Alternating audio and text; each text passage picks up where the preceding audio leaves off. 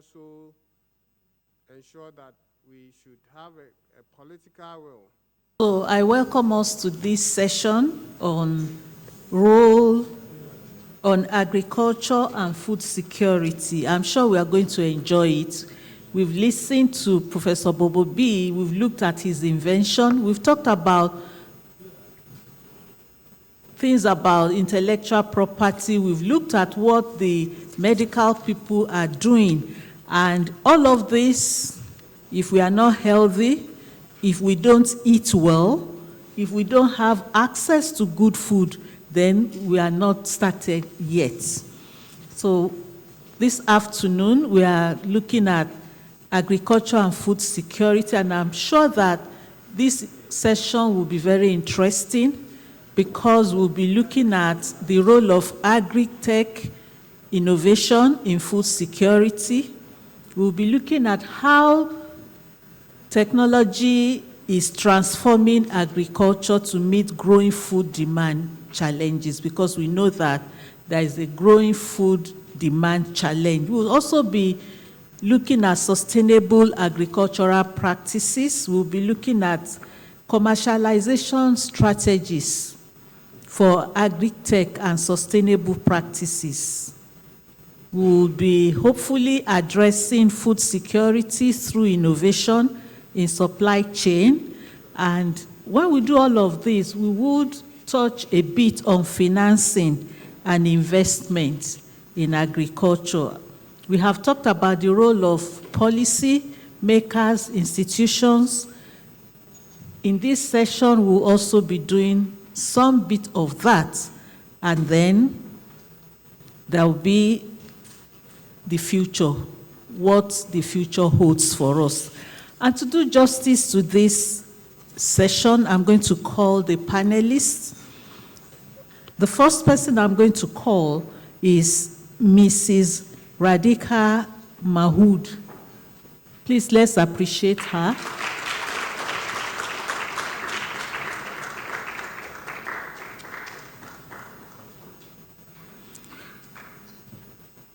One of the panelists, Mr. Jeffrey Keith Mayers, is not here with us, but we have Professor Kingsley Echu.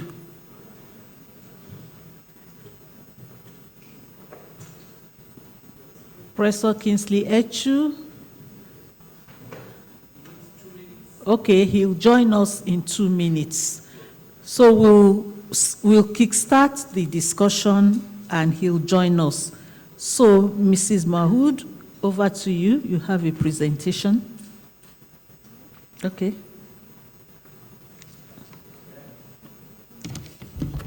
She needs this. Oh, you want to stand? Okay. Well, we will need some help with translation. Hello, everyone. Myself, Radhika Atul Mohod, working as CEO of self-founded group SKIDS. I am working for rural empowerment and alternative livelihood.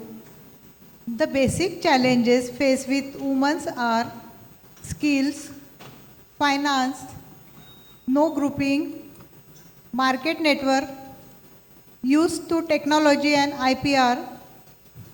SKIDS is working on promotion of creativity.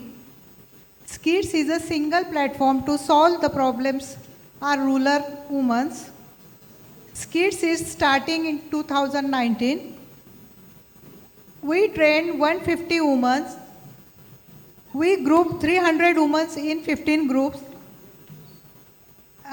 Till date, the distribution is 3.6 million Indian rupees through Umed, and our recovery is 96%. The innovative ways of SKIDS change the life of women. Thank you.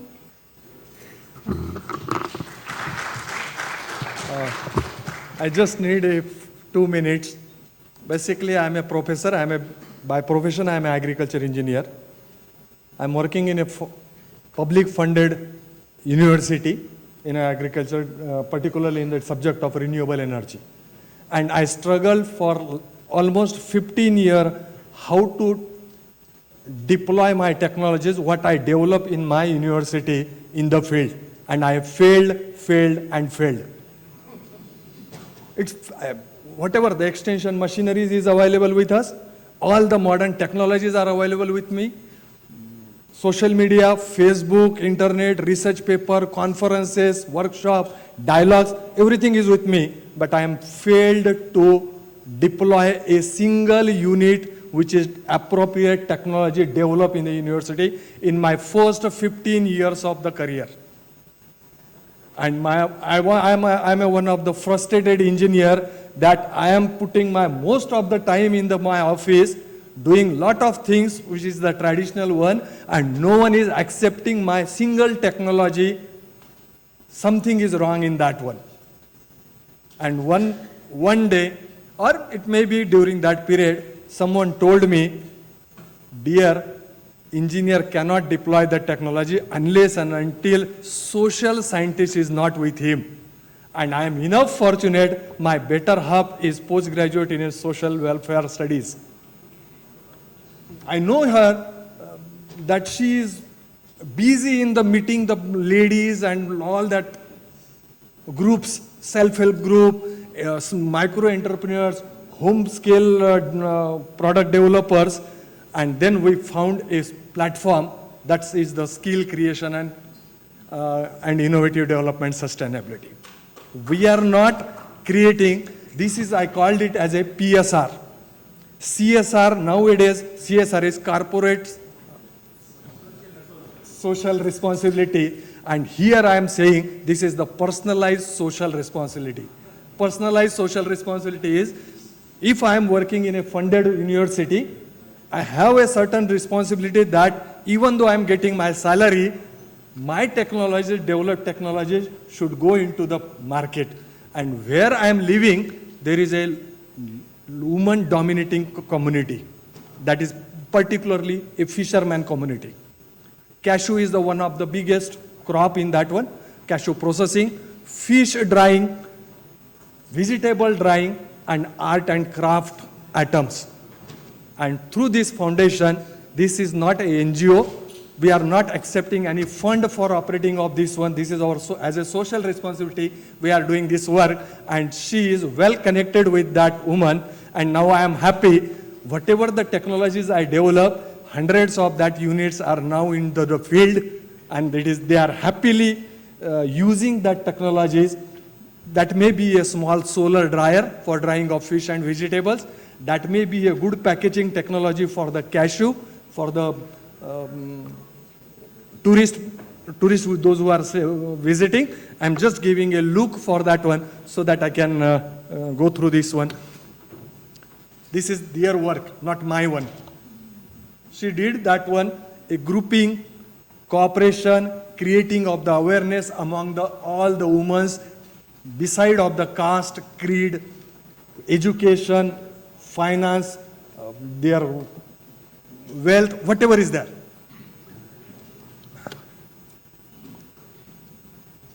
One more thing is that, as compared to the university, the local women have more creativity in that one and more innovation than the university portal. So first stage we started that one, that whatever the creativity they have, we have to polish that one as a marketable one. And for that purpose, they organize through that SKID, they organize the training, workshop, appreciation function, field visit for the new different technologies park. One more problem is they are facing, that women will face. Branding, registration, licensing, and IPR of their creativity. And SKID provided that facilities to them. And for that one, we are working, that SKID is working on branding. It is a registered Food Safety and Security Council of India, FSSI, who is the compulsory license required for the food item. Then medium and small industries. And we use most of the social media platforms. It may be the WhatsApp, it may be the Facebook, it may be the website, it may be the email, it may be the Instagram, whatever platforms are there. And On that platforms, we provided certain atoms which is developed by that one. This is the first atom in which around 30 women are involved, because it is a area of the spices grown.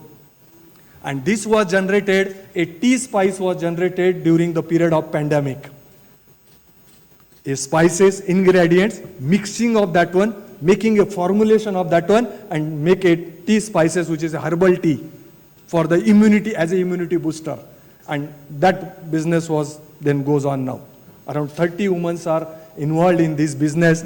They are making their own individual ingredients, mixing that at one place, and then it goes to market. A smaller dryer. This is the dryer which is developed at my place in the university under Department of Renewable Energy. It is a foldable. It has a 20 kg capacity. And this is the left-hand side. This is the initial situation. Around 30% of the fish catch, yesterday someone is telling, the dried fish is one of the biggest opportunity here in Africa also.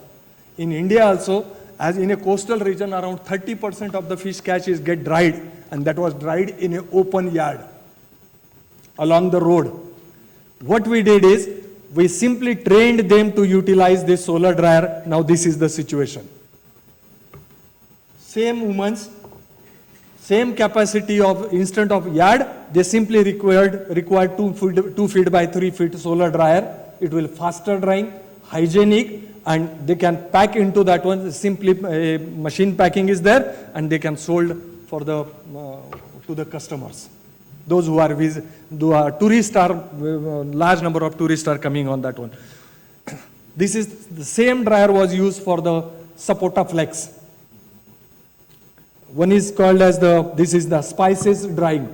So single unit, and I'm happy that around 146 solar dryers are now in the field through the skid. And to deploy that 146 dryer, they purchase from us, from the university, we earn the revenue for that. It is not free from the university. But before the skid, I am struggling to deploy a single dryer in the field, and now I am happy as the social welfare or the social studies attached with that one. In the last 2-3 years, I sold around 140 solar dryers in the field. My Vice Chancellor is also happy that yes, the professor has developed a technology and now it is commercialized. People are asking for that one.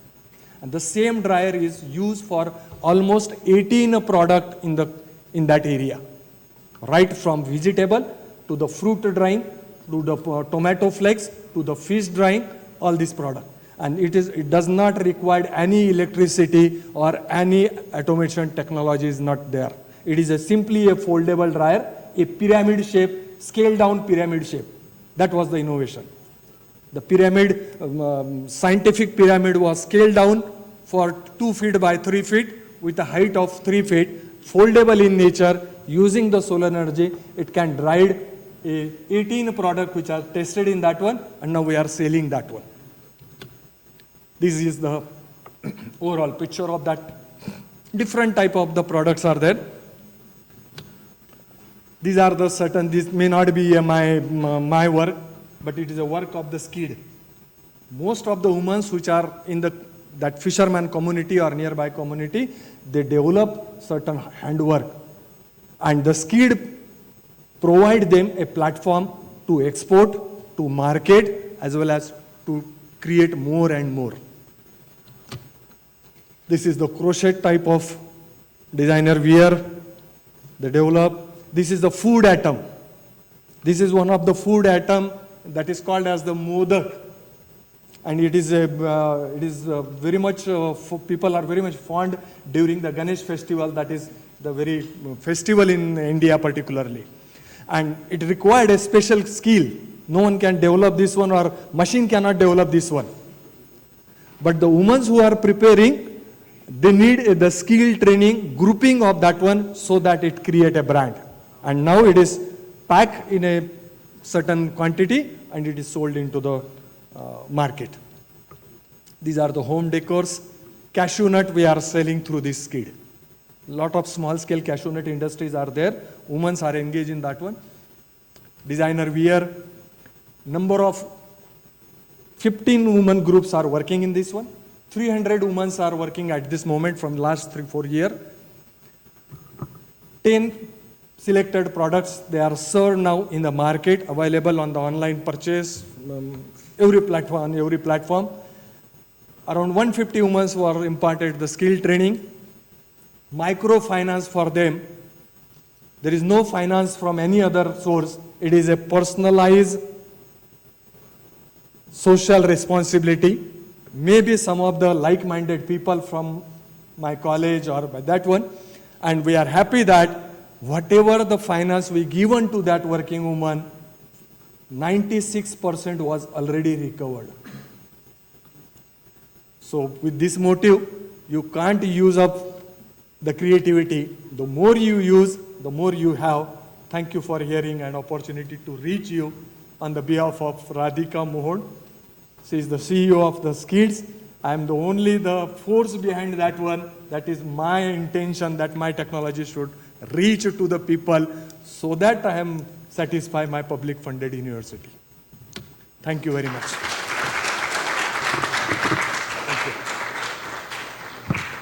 Thank you very much. I'm sure we can see the power of collaboration. Can we appreciate them again? I'd like to invite Professor Echu to come to this side of the table. And while he's coming, I didn't introduce myself when we started. Oyedunni Arulogun is my name. I'm a professor of health promotion and the director of the University of Ibadan, Nigeria Center for Entrepreneurship and Innovation.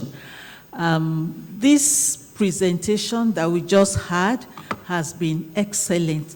Since the meeting started yesterday, something kept recurring: community, community, community. This presentation shows the power of community engagement. As I sat there earlier in the day and the specialists in medicine were sitting down and they were talking, I asked myself, where are the social scientists here? Because the social scientists will make life easier for everybody. We've been talking about communication.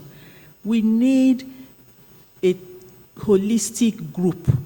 If we are going to talk to the people at the community level, if we are going to make sure that our innovations are accepted, if we are going to see that our innovations are sustainable, we need community engagement. And that is what has been proven by this presentation. We need social scientists on board because they can speak the language of the people. They talked about the challenges, and what they also have shown us is the peculiarity of women and innovations. The women have double disadvantage. One is that they are women. The second is that having the resources and be able to break ceiling, break avenues to make their innovations known is a challenge. And so we need to appreciate what they've done. Finance, they told us the challenges. Finance was one of the challenges. Low marginal input, lack of communication, and one key thing again is community participation and involvement. If there's anything we are taking away from this meeting, is the importance of community engagement. One thing that they said is that creativity is an unending resource. You'd never know until you start. One journey leads you to another. And so it's a resource that does not have an end. That has been shown to us by the different things that had come from their skill acquisition, skill creation, and innovative development for sustainability. So thank you very much once again for sharing your good work with us. Another note, I'll invite Professor Echu for his presentation. Thank you.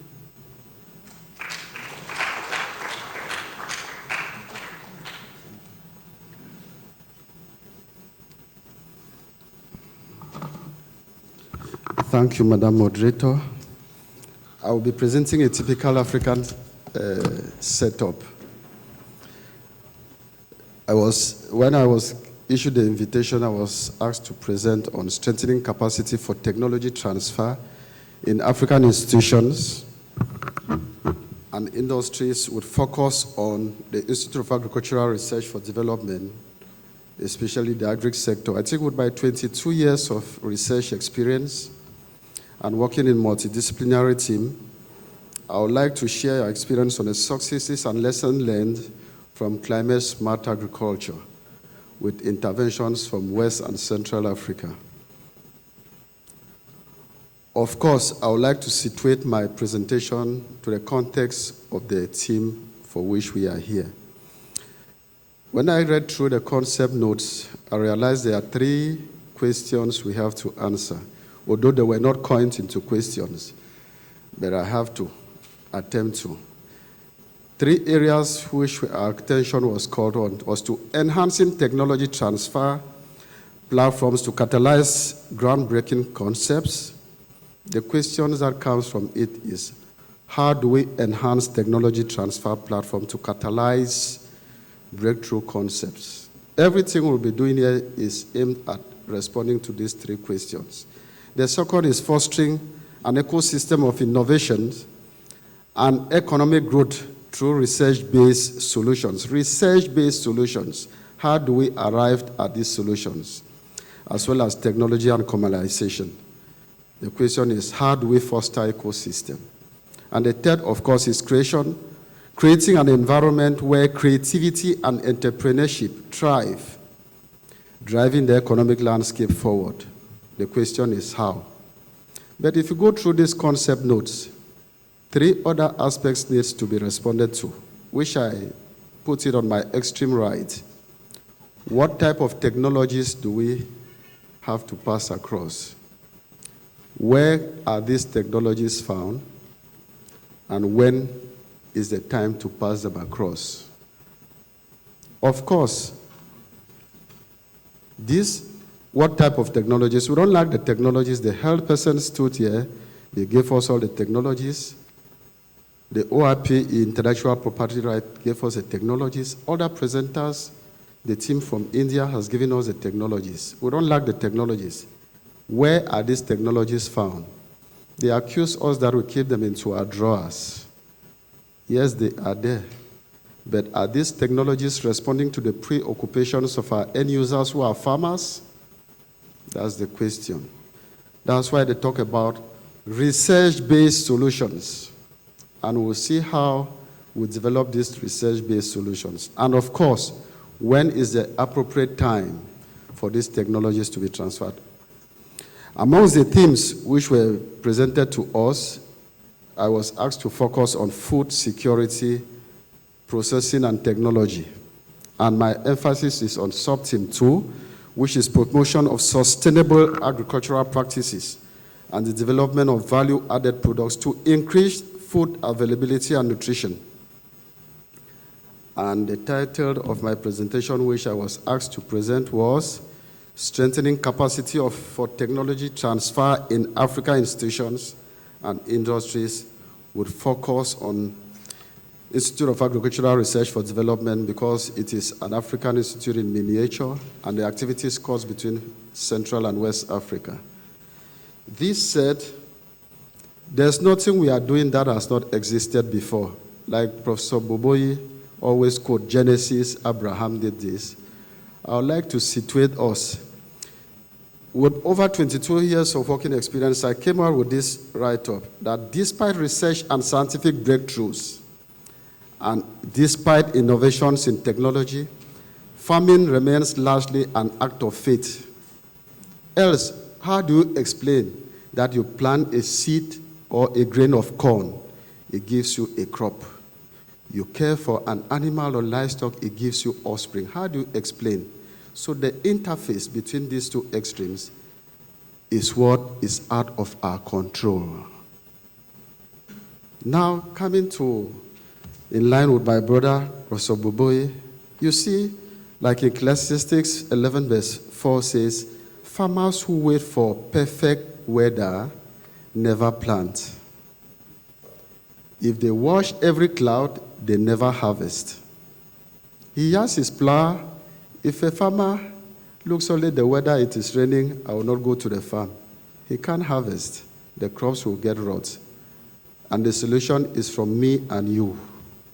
And the second aspect from Genesis, which is his famous quotation book in the Bible, is, as long as the earth endures, seed time and harvest time, cold and harvest, summer and winter, and night will never cease. This talks about climate change. Irrespective of what we are doing today, it has existed.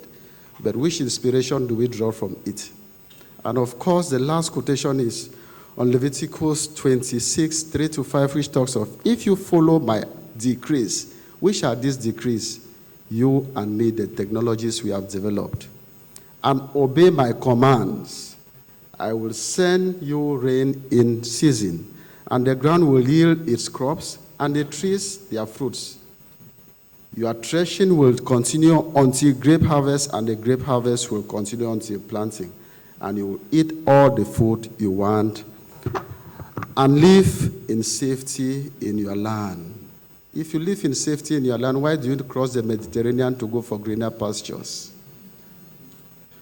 What does it take to live safely in your land is instructions from me, solutions, research-based solutions.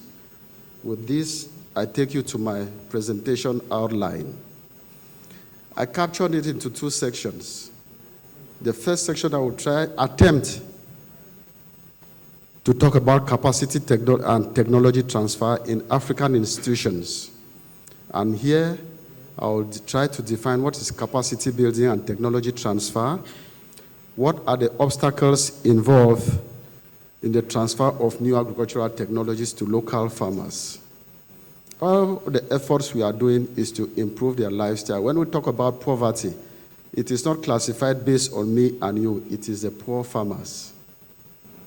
Then from there to institutions, be it research or universities, for where me and you belong. Then the industries, which are operating at a larger scale. When Professor Boboye presented mechanization, it is not for a peasant farmer, it is for industries. But our solution is for agriculture for development. And development is in the peasant farmers. The next is methods to improve farming and productivity. Of course, the section B will talk about some climate-smart agricultural practices, which all of us have been doing. What are those little things that the farmers are doing that we need to upscale? They say strengthening capacity, which means something is existing. We just need to improve on it. You don't undermine their efforts. So in this aspect, I will try to give us a little introduction. We'll talk about climate change and its implication to agriculture, especially crops and livestock. Then techniques of technology transfer, successful climate-smart agricultural activities. Then we'll see about how pasture degradation can influence the performance of crops as well as livestock. And we'll try to present some selected climate-smart livestock activities. This said, permit me to attempt to define capacity building. We should not see it just an act of knowledge, skills, and technology transferred to the less privileged ones like the farmers. If you see it in that line, you see it as a method of sustainability. But if you take it on a broader scale, you see that capacity building involves the capacity of institutions to produce and use knowledge. To produce and use knowledge. Kwame University has produced technology, cassava, and thing. Yes, it is being demonstrated. How many farmers are using it out of the campus? So it is the ability to produce and use knowledge at the level of institutions. And this view allows the inclusion of a wider range of activities aimed at what? Assessing resources, produce and manage projects, carry out scientific research, promote, discuss, and disseminate outcomes, and of course, use results effectively. It is not to abuse results. You don't have the patent. How is it protected? To use the results effectively. Our brother presented here cassava producing machine, harvester. During coffee break, I asked, what is the economic cost-benefit analysis? That involves using research results effectively. And of course, we'll talk about to implement and scale up their research endeavors, then actualize and promote demand for research. When we talk about actualization, Nkrumah University, I was made to understand, is about 72 years old. Some 40 years back, we were not talking about climate change. We need funding. We need donors. How do you actualize your research so that you can attract the interest of international donors? Today, they are talking about climate change, sustainable development goals. How do you actualize the mission of the university? Is it still the same, like Jesus Christ, the same yesterday, today, and forever? We need to actualize things so that we should move to the moving trend. That's why we said actualize and promote demand-driven research so that your competence can be appreciated wherever you go. Then another aspect is capacity building that occurs in research partnership in both formal and informal ways. Some research partnerships are explicit about capacity building, where others dynamically exchange knowledge and skills as part of meeting the objective of the research project. This takes us, a new technology may come where we'll exchange notes, we'll exchange address. I may have a technology to bring it here. The next thing is, does the institution have the capacity to accommodate that new research? What does it need to be done? So we'll now go to the aspect of technology transfer, which in the nutshell, technology is the process of transferring knowledge, skills, and technology within a partnership. If I don't have partnership with you, there's no way I can transfer my skills to you. And bringing technology means you are less informed about what another institution is doing, and as such, bringing that institution is to make sure that you share knowledge. Our partners from India, they presented very good innovations they have come up. If you don't have a partnership with them, there's no way they can transfer their skills to you. Exchange notes, complementary cards, it starts by an MOU, an understanding, trust for that partnership to be built. And of course, efforts to build partner capacity or transfer technology and knowledge between partners should consider how such efforts best fit the circumstances and needs of the partner institution. The question that you ask yourself, does the receiving institution have the resources in terms of human, infrastructure, equipment, utilities to accommodate the new technology or innovations? If these questions are still in doubt, the first thing is to what? To improve the capacity of that institution so that they should not abuse the research the skills or innovations that you are bringing. Be it if water is not steady, if electricity is not steady, is it solar you need to bring? So is it the capacity of the human level that you need to improve? So all these things must be put into place for effective and efficient utilization of any technology that has to come in an institution. So we now go to what are the obstacles to the transfer of new agricultural technologies to the local farmers. What are some of these barriers? I attempted to mention about 10 of them. Based on our experience, whether in Central Africa or West Africa, these challenges are cross-cutting. Poor marketing facilities. When our brother said yesterday, the agriculture needs to be made sexy to be attractive to the world, to the youths. The youths don't have any interest because the marketing facilities are not there. You produce a crop, they say during production, post-harvest losses are very high. The marketing is the facilities are not there. You go, the woman selling is putting the crops on the ground to sell. It's not hygienic. Difficult terrain and poor connectivity in hills. Some places are very hilly. He talked about mechanization. In such a situation, how can you do mechanization? It's difficult. The third is unorganized farming communities.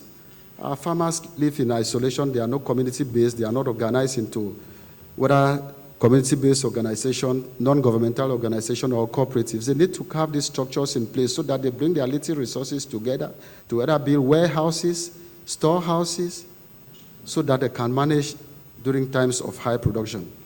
The next is lack of interest in farming due to uneconomic holdings, especially as we mentioned the youths.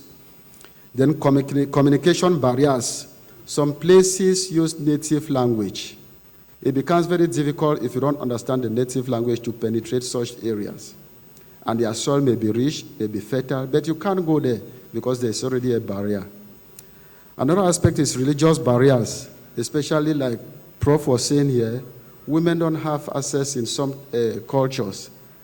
Accessibility to land is difficult, coupled with their domestic responsibilities. Poor financial conditions of the farmers. We have poor credit schemes to encourage farmers to go into poor, meaningful production. Then unfamiliar technologies to farmers. We hear that farmers are in need. We just bring technologies top-bottom approach. Did we take into consideration the needs of the farmers to develop such technologies? It becomes very difficult to penetrate. We did an exercise in northern part of Nigeria and northern part of Cameroon, the Fulani, where we brought artificial insemination for cattle. We realized the rate of adoption was, for 5 years, it was less than 5%. What was the problem? Now we went into focus group discussion. And the chief, the king of that place, told us that you people don't have 2 heads. Why can't you take our own children to train them so that they come and train us? You come here, you stay 2 days, you say you are training us. What type of effective training can you do? So we now forced to take their own children, the indigenous of that place, to train them. And now, less than 2 years, the rate of adoption was more than 40% because they spoke the language of the community. So which approach do you use to the disciplinary technology equally matters? And the 10th aspect, which is a barrier, is fluctuating climate, weather conditions.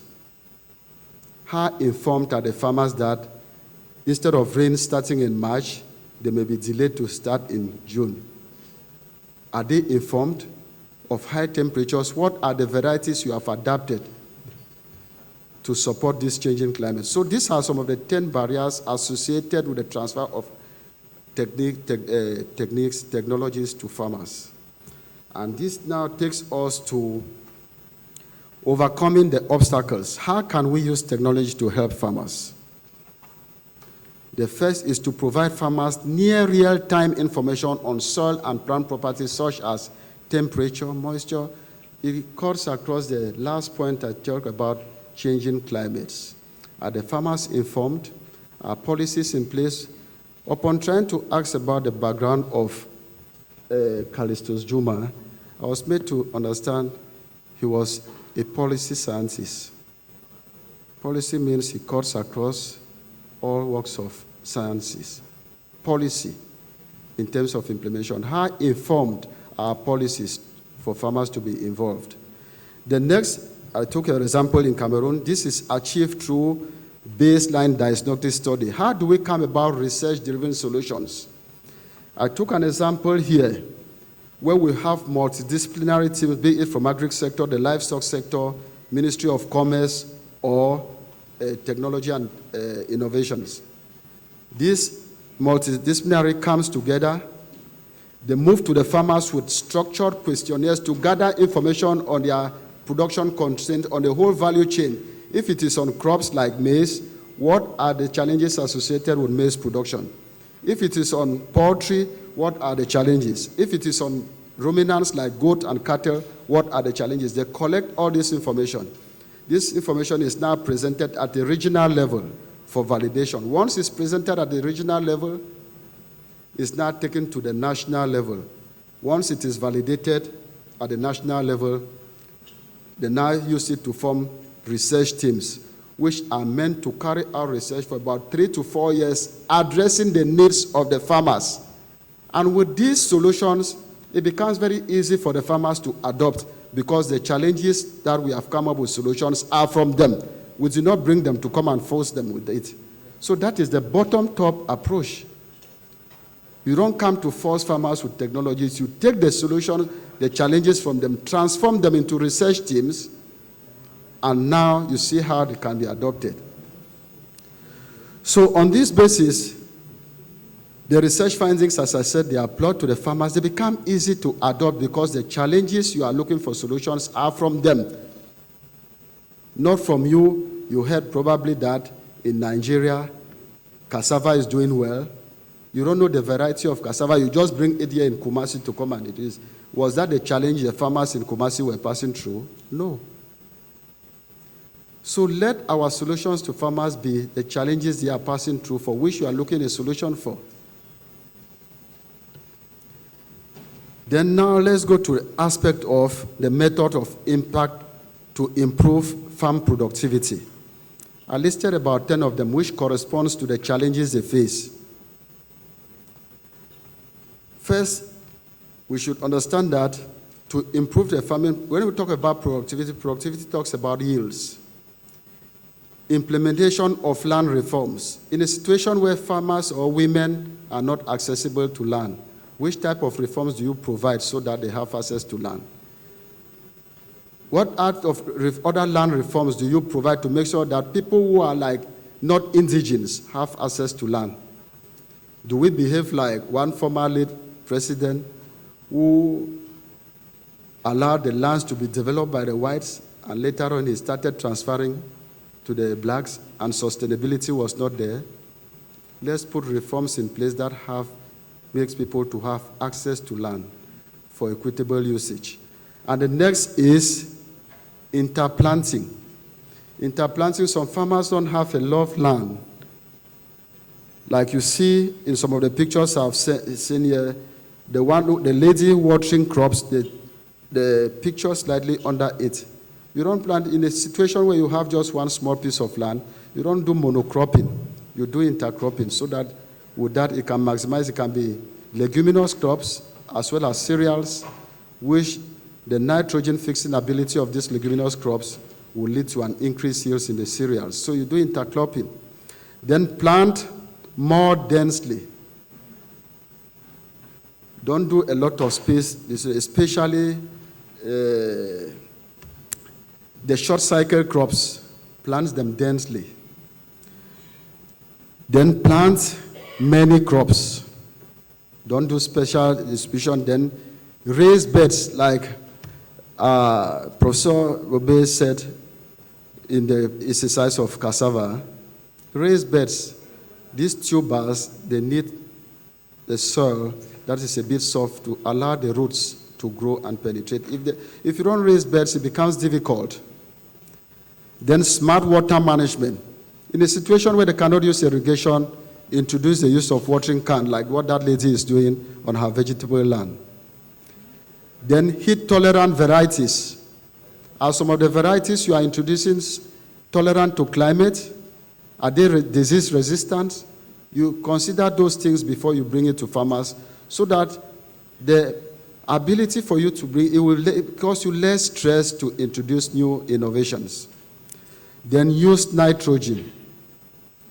Nitrogen has the ability to improve the soil. Although with our present knowledge on climate change, the three principal gases like carbon dioxide, nitrous oxide, and methane, nitrous oxide, which is as a result of using fertilizer, is more heat producing than the other two ones. But use the nitrogen fertilizers efficiently. And the other one is plant protection. How do you protect your plants? Take, for example, in a cocoa farm, cocoa needs shade. Is it any type of tree should you plant to give shade? You can plant what? Citrus plants, which are economical.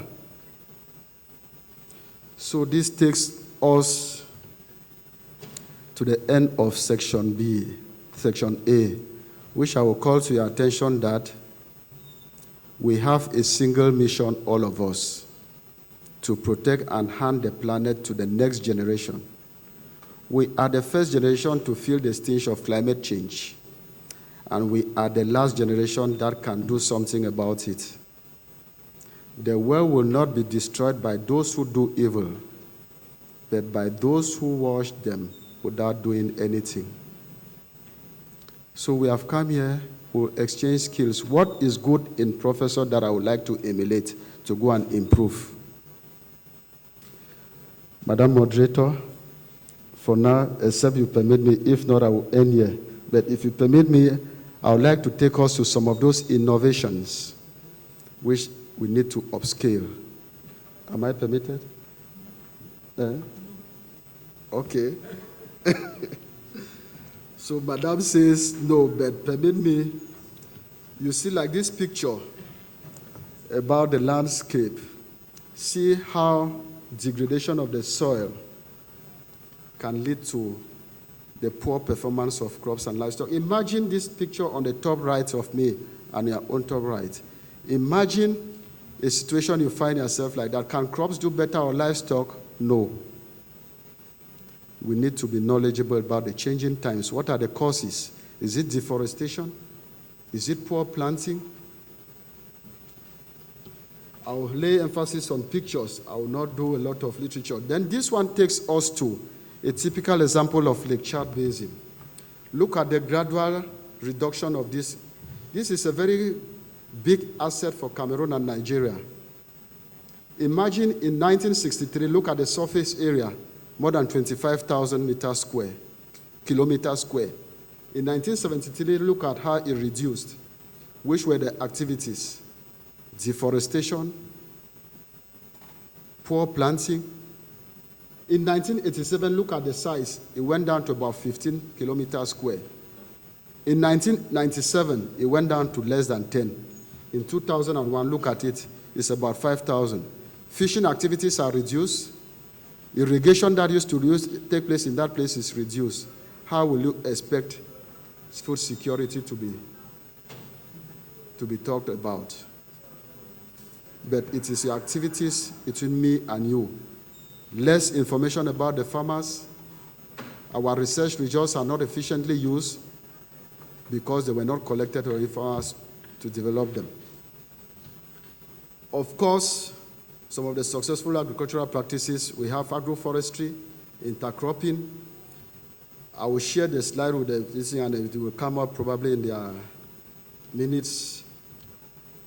So it is on this note, these are some of the climate-smart agricultural practices, like the introduction of bracharia for sustainable ruminant production. These are some of them.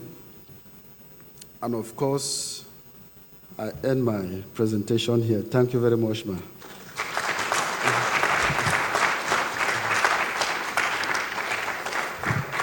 Thank you very much, Professor Echu.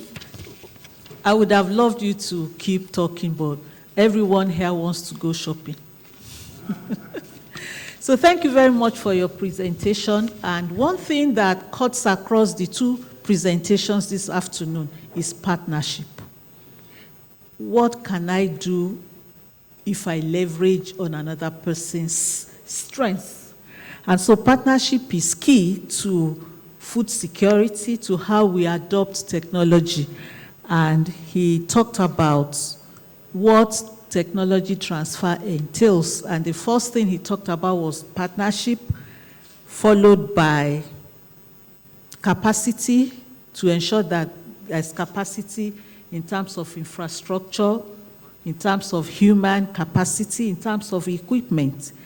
He also brought out the obstacles to technology transfer and how we can overcome those obstacles. And he gave us the different strategies for improving farming productivity, like land reforms. Since yesterday, we've been talking about legal frameworks. Land reforms, smart water system, plant protection. Can we appreciate the two presenters once again? So the floor is now open for questions. We are going to take one question per row. No, not row. Is it row? Column. One question per column.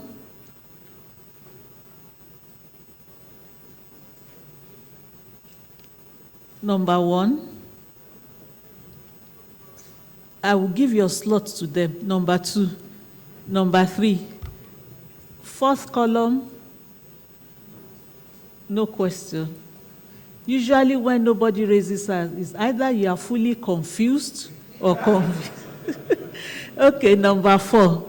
Prof, over to you, sir. And please indicate who your question or comment is. Also include the discussion from Professor Bobo's presentation? No, as we were told? The discussion of his paper is coming up in the next session, the higher education session. Okay, I will be very brief now. Thank you. I think the presentations, all of them, as usual, they've been excellent. I just have one small comment for the first presentation. In particular, I saw strong emphasis on solar drying, and with the statement that everything is ready, all it needs to do is to be unfolded and set up. Actually, that is not so, because solar radiation utilization equipment are site-specific. The one in your place in India will hardly work here in Accra, because you need the solar radiation climatology in Accra to design the collectors, so that you look at also the humidity level of this locality and design dryers effectively.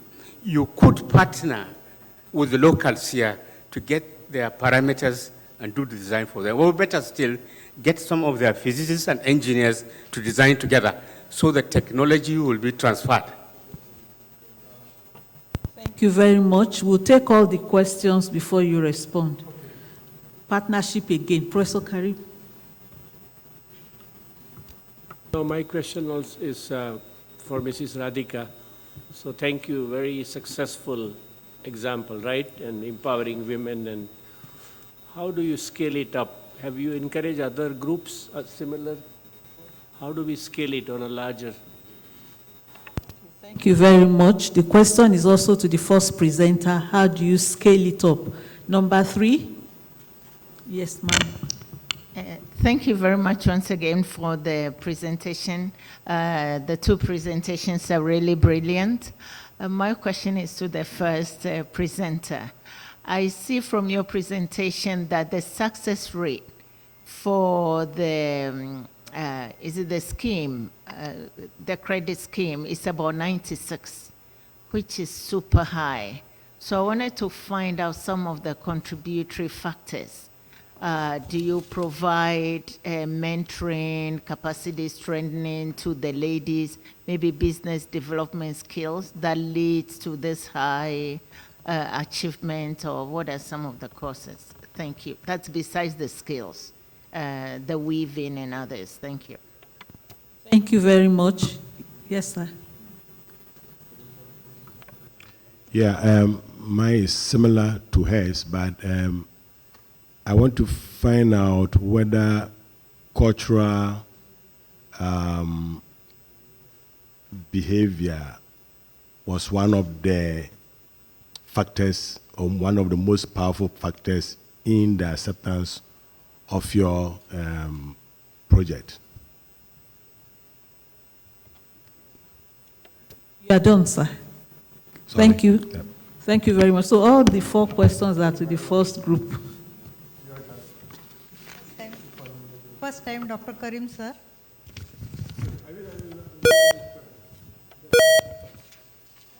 Sir सर्वप्रथम तर आम्ही महिलांची एकत्र राहून त्यांच्या family प्रोग्राम्समध्ये join होऊन त्यांना आम्ही इन्क्लूड करतो आमच्या ग्रुपमध्ये, जेणेकरून ती एकदा महिला जर आपल्यासोबत जॉईन झाली तर ती पुढे आमच्यासोबत काम करणार हे डेफिनेटली आहे. तर अशा प्रकारे आमचा ग्रुप हा 1 लेडीजपासून स्टार्ट होऊन आता 300 पर्यंत पोहोचला आहे. होप सो अजून त्याच्यात आम्ही हे करूया, जेणेकरून सर्व लेडीजला जर फॅमिलीनी आपण एकत्र केलं तर निश्चितच तो आपण ग्रुप वाढवण्यास मदत करू. आणि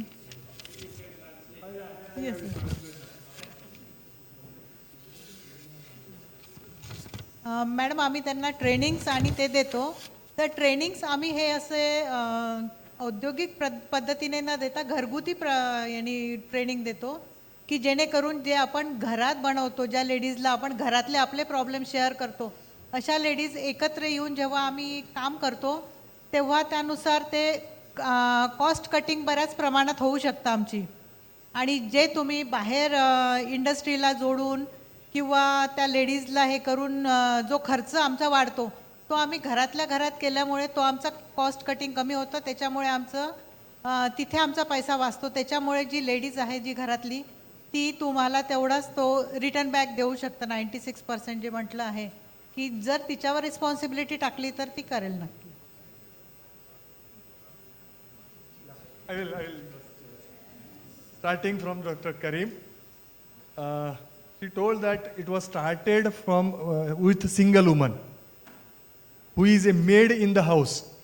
Now it comes to the 300, and because that lady is joined in a group, her family is also joined in a group, and within 2 years we are going to scale up to the 1,000 women. That is our target for their group. And once the one lady will earn a alternative earning, the other ladies in that area, they are also trying to push into the platform. And in this way, we are going to scale up that one. And for the second question, we are not imparting, SKID is not imparting the corporate type of training. It is a family type of training. If it is a 10 women of a similar business of cashew processing, SKID train them in a house of one of that ladies. And so that directly there is a cost cutting is there.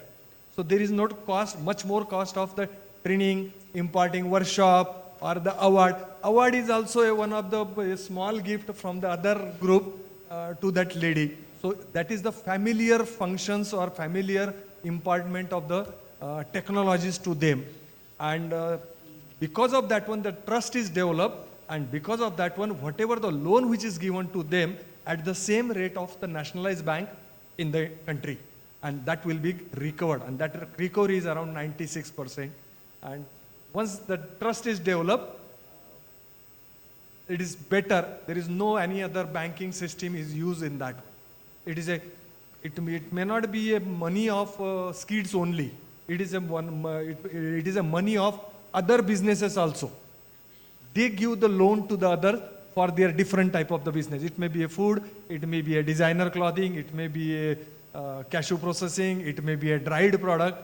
So sometimes if it is a cashew businesses have their own earning, they give at the rate of national banking rate of 8% to the woman. And so in this way, that goes on and goes on. So this is the cycle of progress, so that it will try to scale up. Good recovery also, and transfer of technology. And we are not binded for any of the technologies. Any technology suitable for us, we'll explore that one. My work is to spend some time other than my job to get the technical details of that one, cost, how to manufacture that one, how it is locally available, what are the appropriate technology that is suitable for the local area, and then handed over to them. Yes, this is the technology. We'll organize first training for this technology, and then once it is accepted, we'll think about who will be the manufacturer, who will be the fabricator. In that manner it goes on. Coming to you, sir, I'm working on a solar dryer. That is the foldable, pyramid-shaped foldable dryer having a 4 sides of that one. From the eastern side, there is a door opening. West, south and west, that is for the radiating of the sunlight. The dryer which we are using, that is in the coastal region, where similar to the of the Akara, 6 kilometers away from our town. The initial day humidity, you are getting humidity is around 85 to 90%. And for that versus a preheating of the air is also required. I am very much happy and eager to work with the person who is, if it is in Akara, something is required, I am free to provide them. No doubt, it needs a engineering, it needs a location specific. What you are suggesting that it needs a location specific, how much is the solar intensity, what will be the sunshine hours, what will be the product, what will be the initial moisture content, what will be the its final product output. That has to go, engineer has to do that one. Always, I hope they are doing that one here also. But using that technology, convincing to the woman is very hard. But I found it. And for that purpose, I found an alternative way. So I got that one. But I'm very happy to share the solar drying technology. We are having under university, a good platform of the solar drying technologies are available. Thank you very much. The culture, whether cultural, The culture has. What they are saying, the area in which we are working, it's mostly a fisherman community. Fisherman, agriculture, as well as some of the handwork, patchwork, and that quilting and quilting, patchwork, and crochet, sweater knitting, mostly the fisherman society, those Muslim from the Muslim communities. And before going for any of the technology or intervention, one has to maintain their own ecosystem, own tradition. No one come to forward to solve our problem. We have our peculiar system, those who are the colonized people. After post-colonization, even though we want looking towards the West, but we don't want to change our structure, our tradition, our ecosystem, and one has to work in that one without changing the ecosystem. If you provide the technology which does not change its original ecosystem, then it is accepted. And most important is technology should be transferred in the mother tongue of user. It is one of the biggest hurdle for the colonized people. I am also in that one. We are also a colonized people, and we say that English is a supremacy. No. If you want to penetrate, if you want to reach, you must think, because we are thinking in our mother tongue.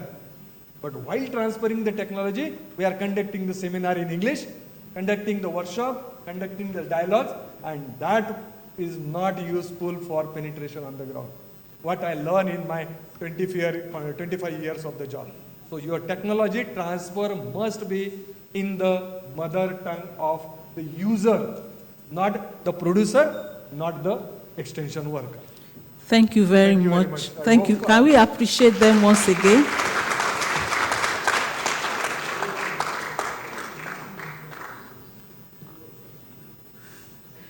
Okay. 2 more questions. And after that, we round up. One more question for Mrs. Radhika. What is your biggest challenge? The success is there, right? But I'm sure there are challenges and hurdles, right? What is your biggest challenge? Wait, there's another question before you. There's a second question before. Yes. Okay, I want to ask this question. It's going straight to the last presenter. Okay. Yeah, you were talking about having small scale land and not venturing into monoculture. And I don't know, I want to know if there will be education on interplanting, because it's not all crops that you can intercrop together, you understand? So if you just state that intercropping will be economical, maybe the person will not take it like the way I would take it. So, for instance, you might intend to plant orange together with palm, oil palm.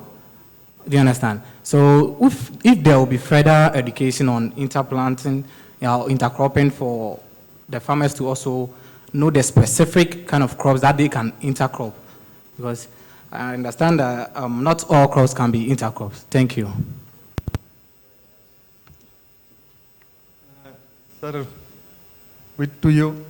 She told that the biggest challenge is the first time to reach the kitchen of others' house. And to reach the kitchen, you have to develop a trust, and that is the biggest challenge. Maybe the different type of caste, greed, financial differences are there. We are also from far away from where we are working. We are 1,000 kilometers away from that one. Our native is not that place. So we are also an outsider. We are also the outsider for that area.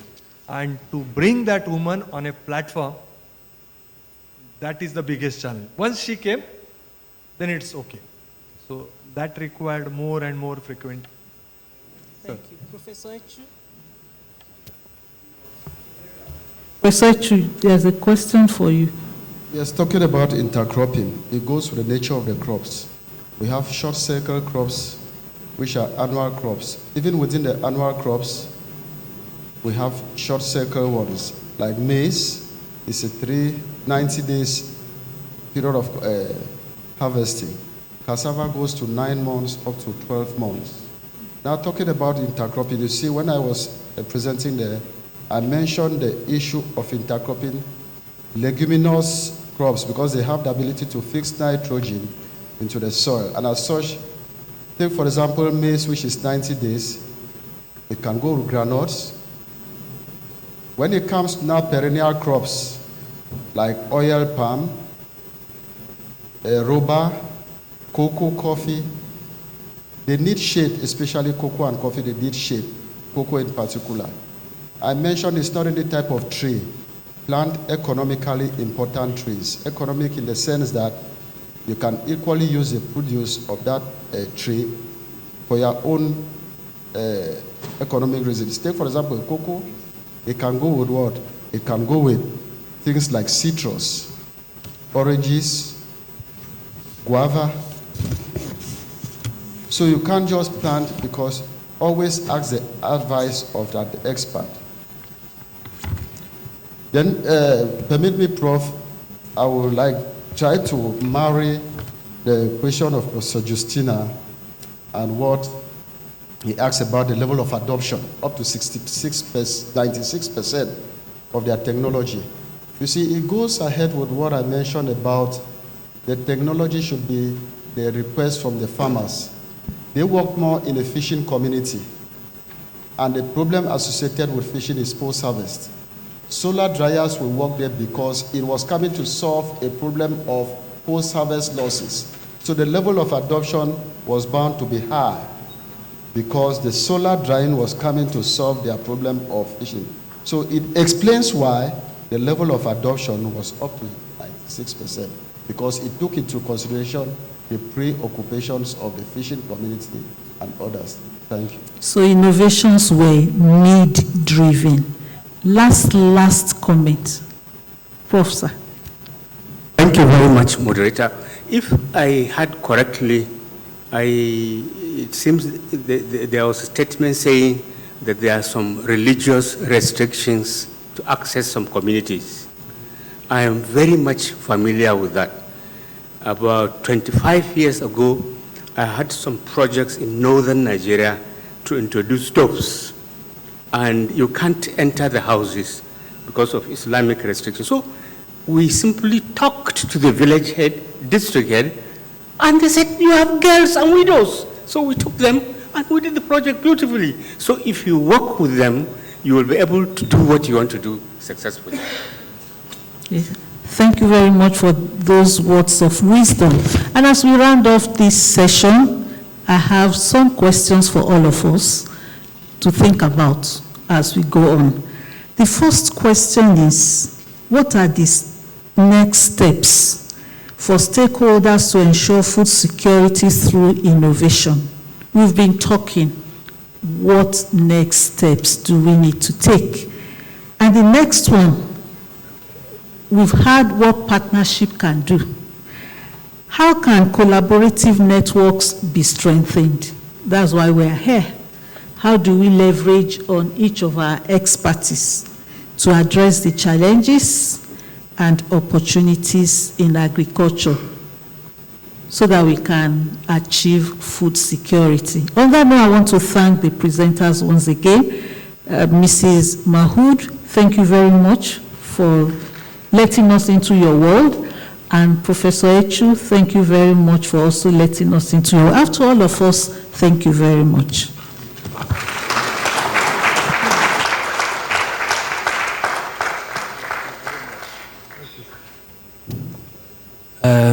Good afternoon, ladies and gentlemen. My name is Dr. Pegani Mbuli from the University of Johannesburg in South Africa. I'm going to be the coordinator for the last session of our meeting. So our kind request is that we do this session, we finish, and then when we go to lunch, then we are done with everything. We agree. Thank you. So we are going to move into the next part of the session. Already the intellectual property and legal frameworks had been taken care of by Professor Pobobi. At this point, we are going to go to our panel discussion. We have Professor Edward Appiah from the National Council for Curriculum and Assessment, and we'll request him to come to join the panel here, and we give him a round of applause.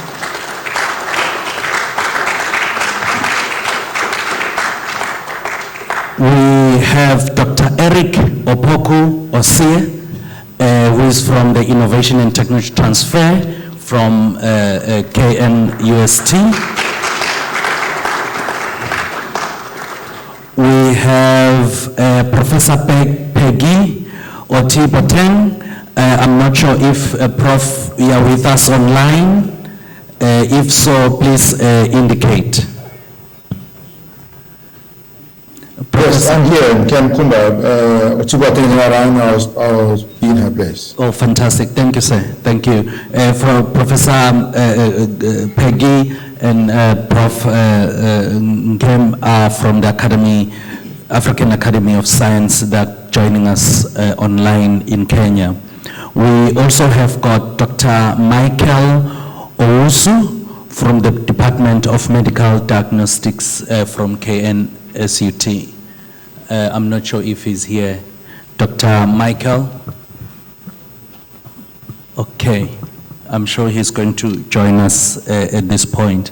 So we are going to be talking about the role of higher educational institutions in Africa in terms of the innovations in the curriculum and instructional design in technology transfer and commercialization. We've got our distinguished speakers here. At this point, I would like to request if you can kindly introduce yourself and then give us your original thoughts, and then we'll take the discussion from there. Let's start with Professor Edward. Thank you very much. Good afternoon. Let me say, since last month, I'm no more the Director General of National Council. So I'll say the immediate Director General. I just finished my work, handed over, currently unemployed. I want to take some rest and then move on. But as far as this information is concerned, I think I will be able to handle it. I've been here in KNUST for about 21 years, and then I moved to join the Ministry of Education as a Director General for Curriculum and Assessment. Was tasked to develop the new curriculum for the senior high schools. And thankfully we are done. The rollout is coming. Now the focus of the new curriculum was to look at how best we can, in the 21st century, try to develop curriculum that meets the 21st century skills. And of course, I always say that curriculum development, as far as this continent is concerned, had been more or less tailored towards the Western ideas. And I tell people that curriculum, it's not classroom. Our great-grandfathers had curriculum in our own way. We developed the family, we developed the child, we developed the community based upon the culture of the community, and we develop them also for the world at large. And the way we practice our activities, the way we speak, and everything that we do, we're part of the curriculum. And I always say that once you give birth to a child, you start your curriculum development. Unfortunately, institutionalization of education took most of the things away from us. Today, we were mostly talking about agric, but I wonder how many of the generation now can understand the agric. We are in agric infested zone, yet our economy is not looking at agric, and it's all because our institutionalization of education took the shine out of it. And I tell people, if you speak in a way that the society doesn't want, then they will ask you, wait in Wako school. Is that what you call educated? Because they were expecting you to do or function in a particular way. And so we had to look back and see how best can we redevelop our curriculum to fit the needs, not only for our 21st century, but to meet the cultural aspects. One of the things that we have to be mindful of the fact that innovation thrives on 4 areas. And today we've been talking about them. There are 4 key elements of innovation. We're talking about collaboration, ideation or idea development, implementation, and value creation. I mean, these are the 4 key elements in innovation. If you can drive and have a successful innovation, you need to collaborate. And our great-grandfathers were doing more of collaboration. The issue of Nobra in Anakan, where in the whole town, they put themselves together to help one another to develop farms and communities, more or less gave rise to innovation. Unfortunately, in developing our curriculum, we don't look at some of these things. I'm wondering, in higher education institutions, how often do we put collaboration together when we want to develop our curriculum? This morning we were talking about the fact that we need to collaborate even within faculties, let alone colleges. How many curriculum or subjects or program can we say that it was developed with 3 or 4 departments in mind? Even when we are teaching, you know that this aspect that I'm going to teach will require a particular expertise from different departments. How do we do that? We don't, I don't even think that even in the beginning of the semester, we put ourselves together and review our program for the semester and say that, okay, at this level, I want to invite this person. But if you want to drive innovation, then we need to look at curriculum that foster collaboration and teamwork. If you're able to do this, trust you me, we can upscale most of the things that we are doing, and it will be easier for us to integrate our activities and our ideas. And so I want us to see how best our curriculum fits into that. If we are saying we are developing 21st century skills, these are some of the critical things that I think we need to go back and have a look at it. This is my initial comment. As we move on, we will talk about deeper ones. Thank you very much. Thank you, sir. Thank you, sir. Can I move on to you, Doc, if you can kindly greet and give us your original thoughts. So I'm Dr. Osei Eric Opoku. I was also once with the Ministry of Education as the Instructional Technologies Deputy Director in charge of Instructional Technologies, and currently with TCC and the university also as a lecturer at the Department of Computer Science.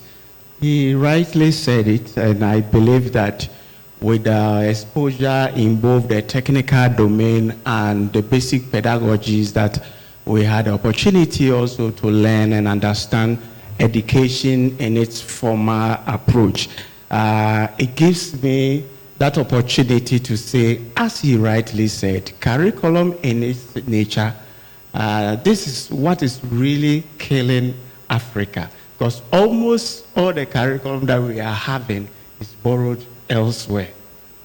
And sometimes there's the aspect that you can't even understand is how we don't even believe in ourselves. 2020, I was part of the new curriculum that we have developed for the country. I was part of the ICT panel as one of the leads.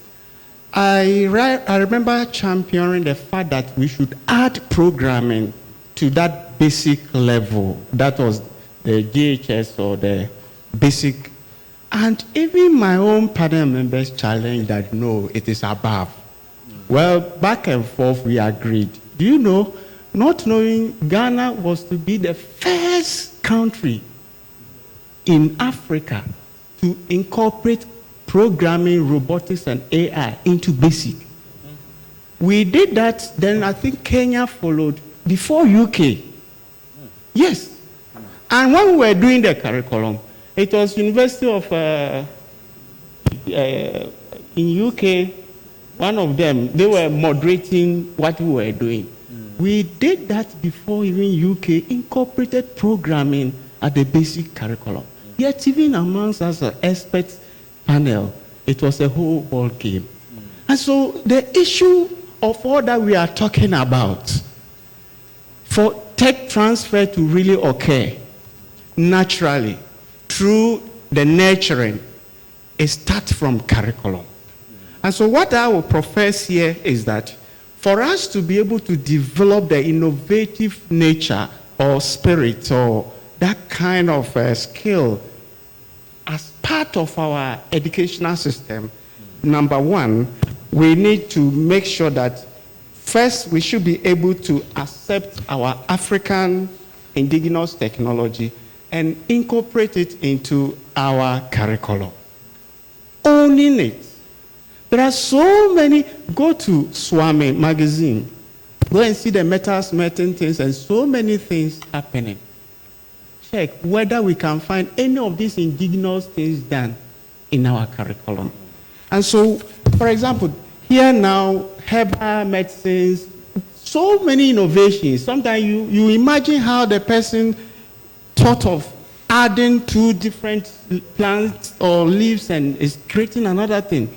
But we have ignored it as part of. So we need to integrate our African indigenous technologies into our curriculum design. And the way we innovate the curriculum will really influence us. Number 2, we also have to ensure critical thinking and demonstration in our curriculum design. And you ask yourself, most of the curriculum, even at the HEI or higher educational institutions, take it and just read it barely. You can see that there is no even aspect of practicum or something that allows students to go through some practical session. And so how can such a student develop his critical thinking? And these are some of the things I believe that as part of curriculum redesign or innovation, if we are able to do that, it will have influence of the way we build our innovation skills. I also want to talk about instructional design. It's not just about having the curriculum. You may have the curriculum, but how you design the content to teach in the classroom is also important. And we need to also look at it that if we are going to do very well, most of the instructions that we design to teach, especially in the higher education, it has to focus on the HOT, that is the higher order thinking skills. Go and pick a whole level 400, level 300 exams, assessment, and you can see define, explain, almost taking about 60%. Once we can go higher order thinking, apply, and things that will force the student to really come out with that critical thinking. And I strongly believe that we need to look at our instructional design well so that we can also support our students to develop the innovation skills that will help. Problem-based learning and learner-centered skills. We are still in the transmission mode, where it is what the lecturer says that should be taken as final. And until we change, there is no way we can develop innovation. Let's ask ourselves, do we have even innovation parks, or what we normally call maker space, where after lecture, the student can just go there, you have almost everything available, explore, maker space. If we are able to add all these things, I strongly believe we can move further and develop the innovation skills for our students. I will end here for now, and we will come back definitely. Thank you. Thank you. So online we've got Professor Peggy. If you're there, please make your remarks. If not, then Dr. Nkem, if you can kindly come in. Sure, thank you. I am here in place of Peggy. Peggy is my director here at the Academy. Sir. Thank you. It's in Addis Ababa for another meeting, so kind of conflicts here. Well, thank you, and with tribute to my colleagues who spoke earlier. It's the same subject, pretty much cross-cutting themes and points here. So I share the general view that ultimately it is reforms in our higher education systems, in the curricula and content of their subject matters that will propel Africa forward. Almost all of Africa's youth, essentially Africa's future, passes through our university systems. There may be a few innovation hubs here and there, a few tech initiatives here and there outside the university, but that's like an error margin. It's very minuscule. Over 14 million students, African young folks, go through our universities. When we hear about youth, the youth bulge, the demographic dividend, it is through our universities. So the ultimate burden of doing what we are saying here, enabling African solutions from its universities, from its young people to go to market and solve African problems. It is through the university system.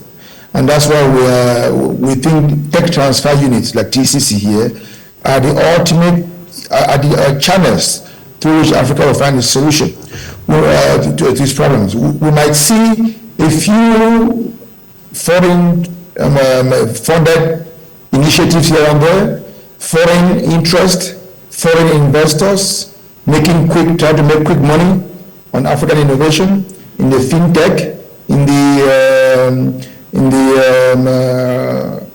solar energy, or other areas where quick investment, quick tech skills training might provide skills and some quick solutions where those that invested make quick money and exit the market and leave the continent blank.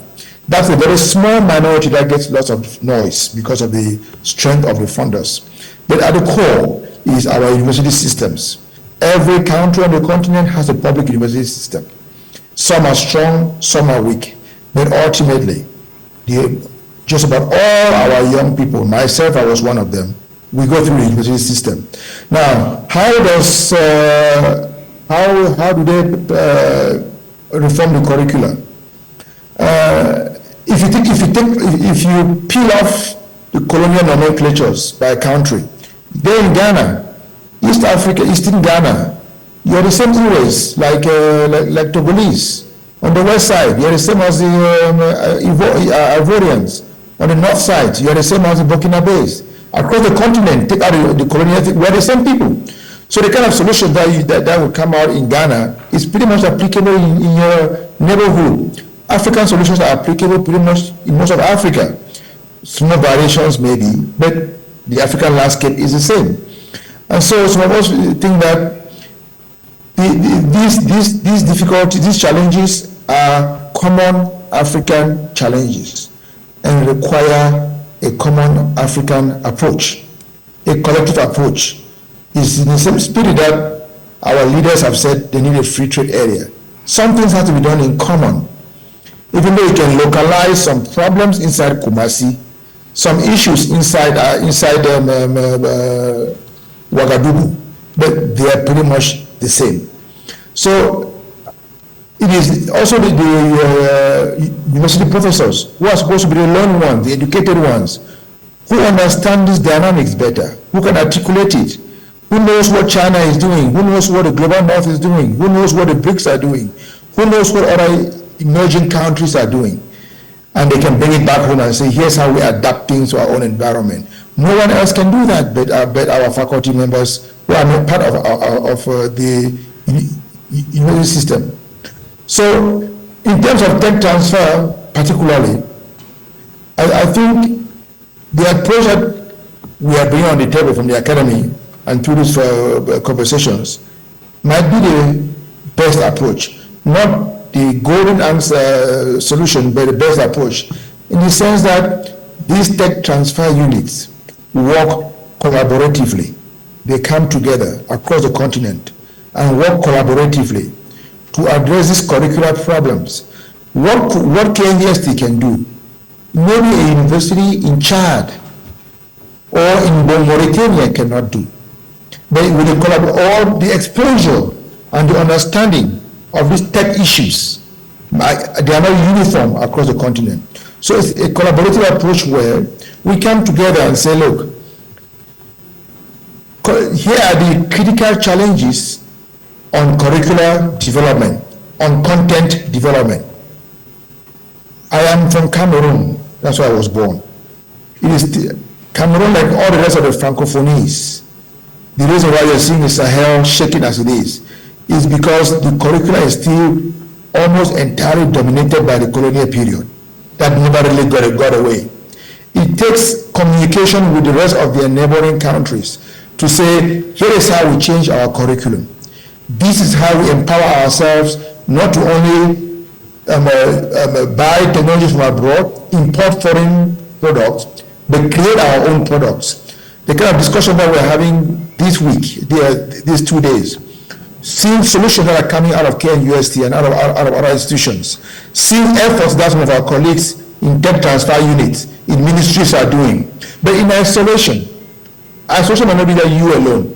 One department is isolation, one country is isolation, but I think it's a team collaborative effort that will realize that these things are very common, and when we work together, we open each other's eyes up, and then we'll see that the solution that is produced in one area has application and market value maybe in another area. So in terms of the curriculum, it's hard to go into the details of paperwork. Those things are kind of trivial, right? You know, what class we teach, physics, math, entrepreneurship. The content itself, it's about putting together teams of faculty members to elaborate. That can be done as a team effort. But in principle, in terms of the overall view, it takes nothing but a collaborative approach. The more we work in silos, the more we work in ECOWAS or West Africa only, or one country or one area, the less we make any progress. We are too isolated, too under-resourced, too overburdened by all the other demands of life. You go somewhere, one teacher is teaching what? 100 students, 1,000 students, teaching 5 classes by themselves. Only the grading burden on that teacher alone, much less research requirements for promotion. The burden on our faculty is too high that sometimes it's hard to expect just one person to do everything by themselves. So what I'm advocating to this conversation is that the thing that we're elaborating here, including curricular reform, curricular implementation, and even having that reform be adopted by the ministries, who themselves are politicians and not attached to universities. See, some of us here are colleagues. Once you become a minister, you're a politician. You answer to a different impulse.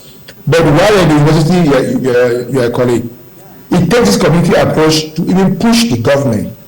When I say the government, I mean those put on the political system, to say, look, if we have to industrialize the continent, if we have to do all the things that the continent needs to do, beyond talking, then we have to invest substantively in the university. There's a reason why, after 70 years of independence, some countries have zero reform in their higher education. It's not because they don't know. It's systemic pressures.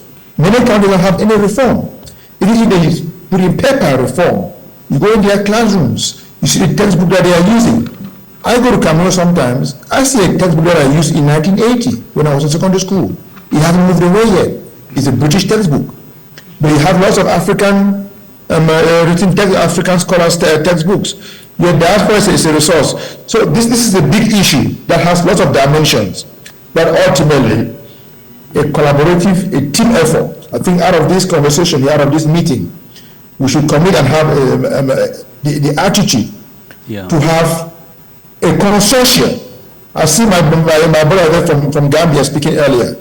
I don't know how Gambia is strong. If I'm not very, very ignorant, I would say until about 25 years ago, there was barely any university in Gambia. They're just starting off. Many other countries barely have anything. They're just starting off. How do you expect them to do these things on their own if the Ghana, the KNUST, the Cameroon, the Kenya, the South Africa that are more advanced do not have the weaker ones or those who are making the effort but they are starting off with a disadvantage. So I think a collaborative effort would help us dissect the details. But ultimately, our universities are where these things take place. We empower ourselves as a community. Tech transfer is a big deal. We define it on our own terms, on our own history, on our own culture, on our own context. This thing of just picking topics from the internet, from European practices, now you go to China and go learn what they do, soon go to Korea and learn what they do. How did our forebears do without this external input?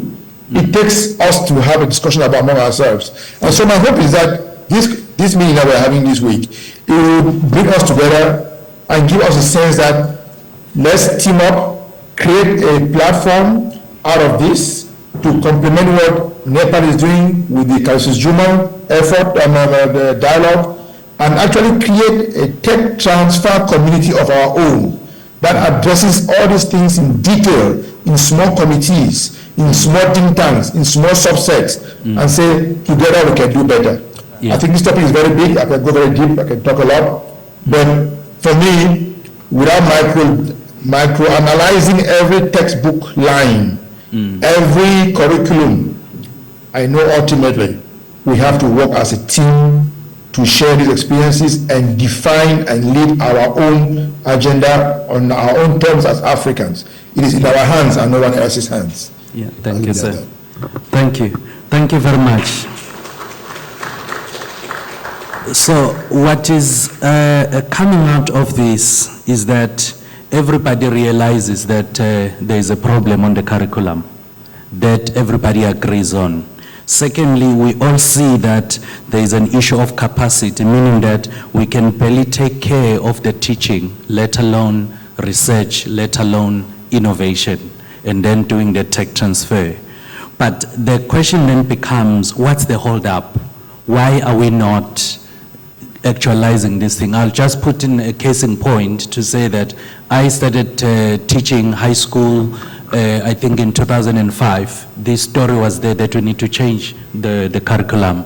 I went to university, finished my PhD. 2014, I started teaching at university. This story was still there. I started attending meetings like this. This story is still there. Up to today, that is how many years later, we are still speaking about one and the same thing, to say let's change, let's change, let's change, but there is no change. So the question becomes that, what is the holdup? Why are we not doing it if we can see that there is a problem from there? So how you answer this question, our panelists, I'd like to answer to say that, how do we adapt undergraduate to ensure that the tech transfer and the innovation can be more like part of their skills development, and then when we get them to postgraduate, how do we do in a case where we enable them to actually now go out there and do these great innovations that we expect? What is the holdup? Let's start with you, Prof. Thank you very much. I want to take it from, when Doc was talking about, he mentioned of the fact that technology transfer or practical aspects is not part of what we do. Now, let me say that, in education, we have what we call the CIA, curriculum instruction and assessment. But you and I know that assessment drives everything. So if you want to come out with some innovative ideas, you have to look at how do you assess? What do we assess? Apparently, Doc was talking about the DOK. At the end of the day, we want to see the results being a transfer of technology. And so, in trying to create a curriculum, we want to find out how do the people who want to see the assessment, how am I driving it? Let me give you a classic example. In the new curriculum that we were developing, we were talking about the fact that we always talk about change, but we are not changing. I want us to understand that the change is us. Not changing is also us. Even in developing a curriculum that fits our environment, the same people will tell you that this one we have not seen it before. And they also, I'm having a situation where many subject associations keep knocking and coming. Why have we changed this in this? Do I want them to stay home? They don't have anything to do. They'll be unemployed. And I'm saying, look, we need to have generational thinking mind. Yeah. If I'm going to lose some and gain the best tomorrow for the future, I think that is the best way for us to go. Yeah. Most of the things that we are doing give assessment as first level, second level, or second order assessment. But the real African problem is hands-on. How do we bring the children to a situation where they can apply the knowledge in the things that they are doing, even in a classroom setting? Yeah. I tell people, if I give an assignment or I give a project, I want to see collaborative action going on in the classroom. Yeah. If a group work is given, we want to see how are these individuals working in. A lecturer will want to punish a student who is helping his or her colleague in developing the capacity, because we've not given or we've not laid down assessment rubric that is able to track collaboration and teamwork. But that is un-African. In an African setting, we carry everybody along. And so even in our assessment, we want to see how it's the work being carried out collaboratively. How are you making sure that the work that has been assigned, the individuals are partaking and delivering something that they can speak to it and can say that this is my own activity. We are talking of excellence in education. You are using some benchmark. I ask myself, whose benchmark is the excellence? We are looking at the excellence that has been captured in the Western world. More research. But even in the research, how does the research speak to community? If my research does not speak to community and the community does not come and assess my activity, do I call it an excellence? And so the issue is about us. How do we take off that mindset and say, we've come to a stage where we think that our generation that are coming, we need to find a way of helping them. I tell people, and I normally use case of our own. Our grandparents, if you go to their room, they have pack of clothes. They could have worn them, but they were not wearing them. They keep them because a situation will come, they will have to go and pick some of the clothes, sell, so that the next generation will move on. Today, we are looking at our current situation. We don't look at the future. And so if I'm going to lose it now so that the future can be better, I think that is the best way to do. The change that we are talking is not happening because we have become selfish, we have become myopic in our thinking, and we think that, oh, this is how we've also been taught, let us also run through.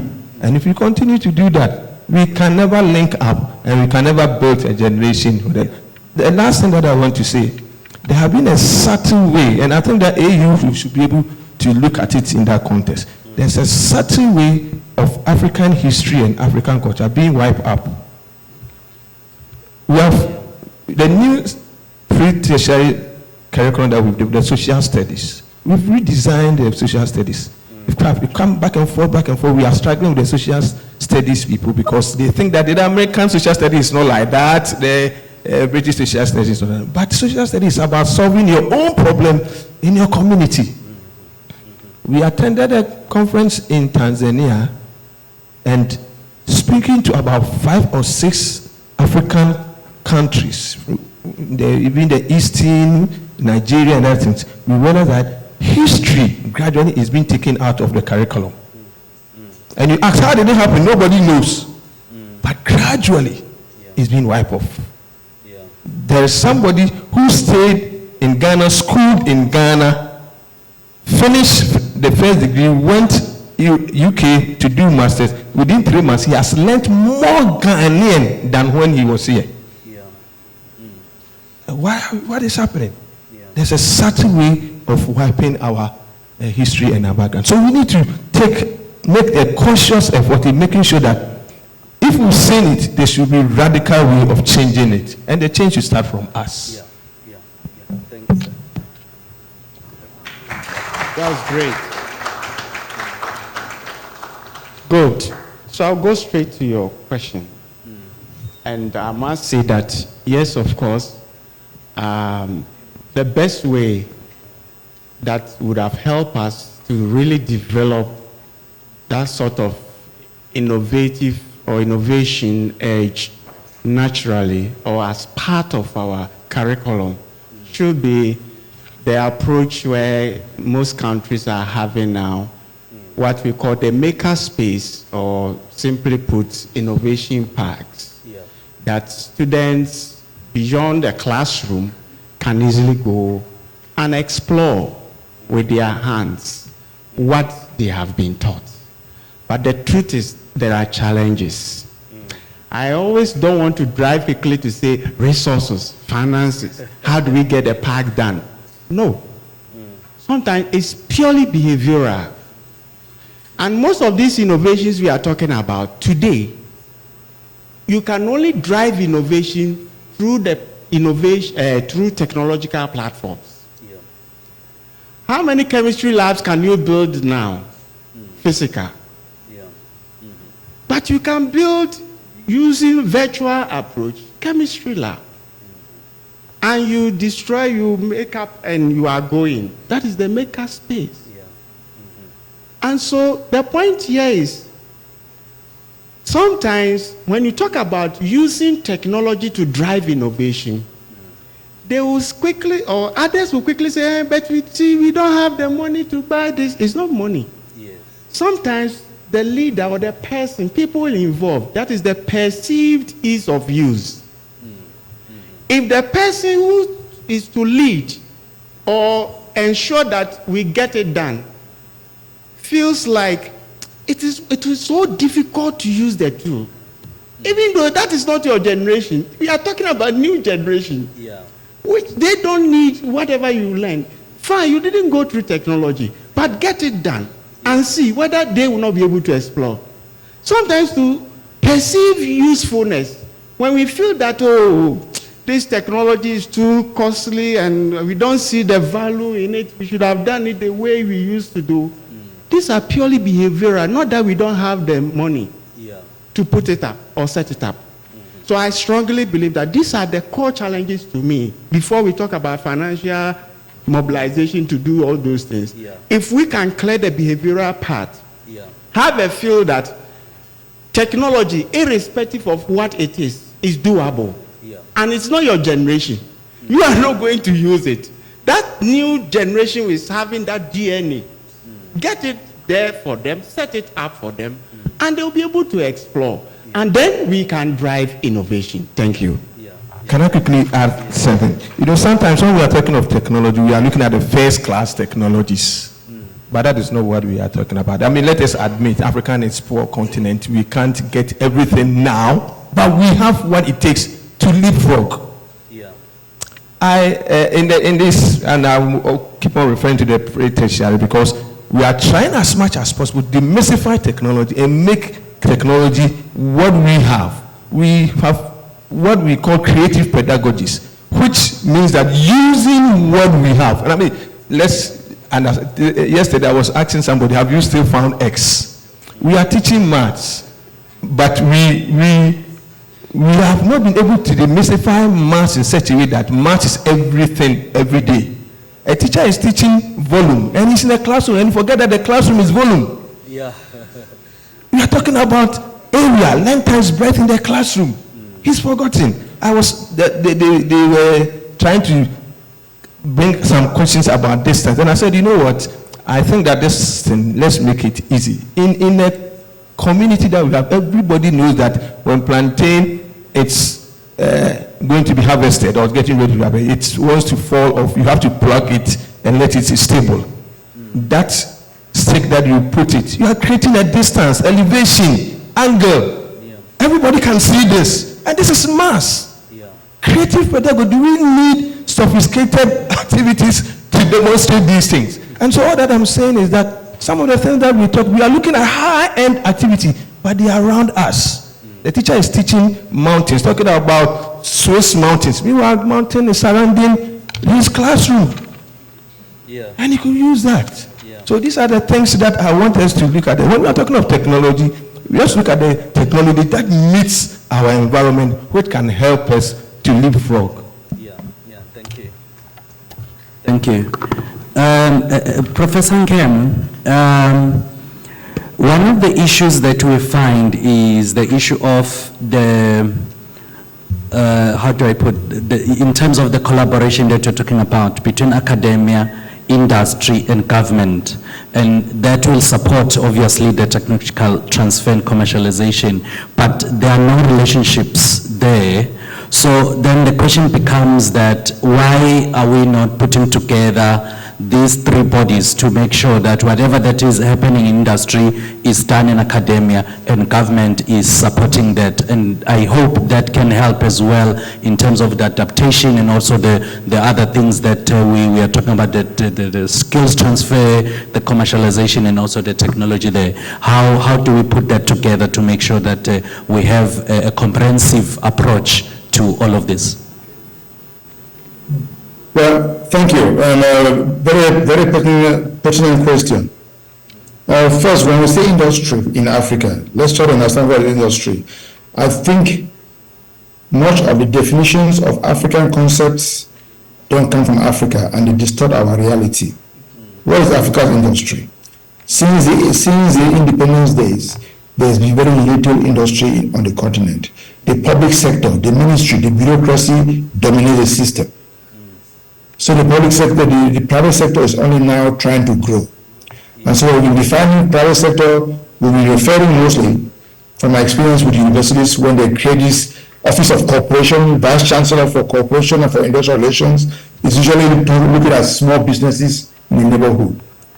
Africa's main industry are the big oil sector, the big telecoms, the big banking, those who make $1 million revenues.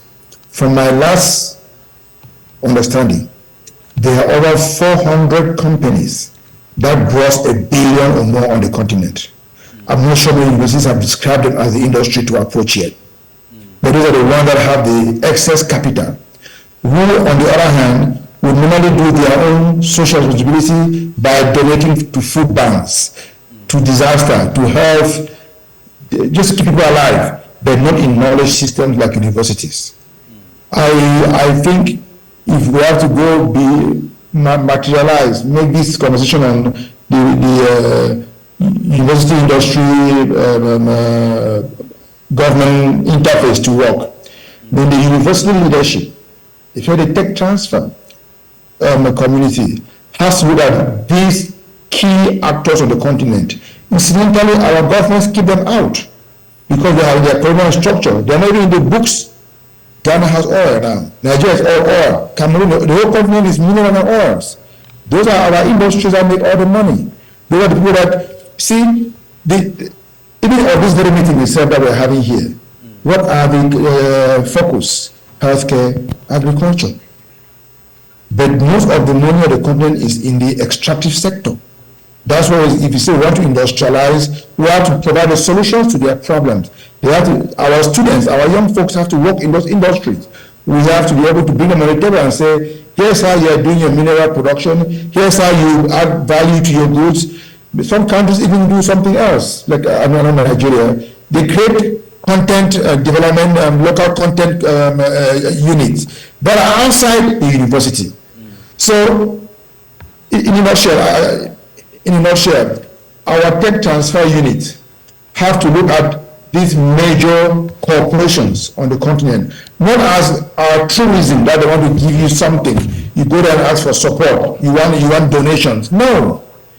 If our banking sector has to be competitive globally, then it has to provide competitive solutions. Their IT system has to be competitive globally. And who will provide it? Our students from our universities. If all our mineral sectors have to actually add value and process them on the continent, who will process it? Who will provide a processing unit? Do they go back from China? Do they import things from outside? Or do our universities look at this extractive industry That's our business as tech transfer. Or elsewhere we're transferring. The discussion here, in my opinion, has been on the lowest common denominator. And you know why? The funding for this workshop, the funding for almost all our things, come from funders, the big global players, the Bill Gates, the Wellcome Trust, the MasterCard, and it's not a critique of them. It's just a factual reality. That focuses their support for our work on rural health care, rural food systems, keep us on the farm, keep us healthy. We agree that. But we cannot do space science. We cannot do industrial science. We cannot do advanced physics. But look, I live in the US for some time. Over there, the word physics, the industry around physics accounts for 4% of GDP. 4% of GDP. Because there's that much investment in the subject matter physics. Physics power, the physics power, almost everything. Yeah. Almost all equipment. Physics. So for us, if I may put it this way, to answer your question, the definition of government, university, industry, collaboration and interface, we have to rethink it to say, but who is our industry on the continent? Yeah. What industry are we serving? What are the entry points? And if we define it correctly as a community, then we can have the appropriate conversation with that industry. MTN, I give you two other examples. MTN is the biggest telecom on the continent, out of South Africa. Their servers and all their high-tech skills related stuff is abroad, not on the continent with our tech transfer units. Yeah. By that, there's a misalignment. The banking sector, they are the biggest moneyed people on the continent. The EcoBank, the Zenith Bank, name them, they're all over the place. Where are their servers? Where are their high-tech skills? They're outside. Yeah. They are not, our tech transfer is talking the lowest denominator, $10 issues, healthcare in the village. Yes, we need to stay healthy in the village. That discussion is distorted, driven by the funders who fund our activities. Yeah. Let me give you one last fact, and I say this in honest. I was just part recently of writing the next TISA, the AU's TISA. Yeah. We were TISA. What do we write about? The priority areas for TISA, Africa's Science Agenda, have already been defined to focus on healthcare and agriculture. Are you hearing that? Yeah. But this is the company whose leadership has come together and said, let's do the free trade area and industrialize. Yeah. Yeah, I think we seem to have a line issue there from Dr. Nkem. But maybe our panelists, just one, then we'll take a few questions. Maybe you have one comment on this subject. Do we have an industry? Because I think what Dr. Nkem is saying, it looks like we don't have. Okay, and I would want to say that the industry that we need to promote should be our community industries. In as much as, yes, we want to look at the bigger industries. Even the bigger industries, they are recording in progress. So when we come as a community, the need is for us to redefine these things and get our appropriate point of entry. Otherwise, we are going to define industry through the structures that don't have any money. Yeah. The neighborhood communities do not have the capital to invest in these conversations. Yeah. It is the big tech companies, the big billion-dollar companies on the continent that have a disposable income to be able to support university. Otherwise, we will keep going to them and nothing will come out. It's a cyclical, it's a very vicious circle. As a community, we have to redefine who and what is Africa's industrial sector, and address and go straight to them directly. I think we'll have a different conversation around that. Thank you, sir. Thank you, sir. Please continue, Prof. Yes, I know that time is running out. I'm going to talk about the fact that our industry, it's our community. Yes. And I like when Prof.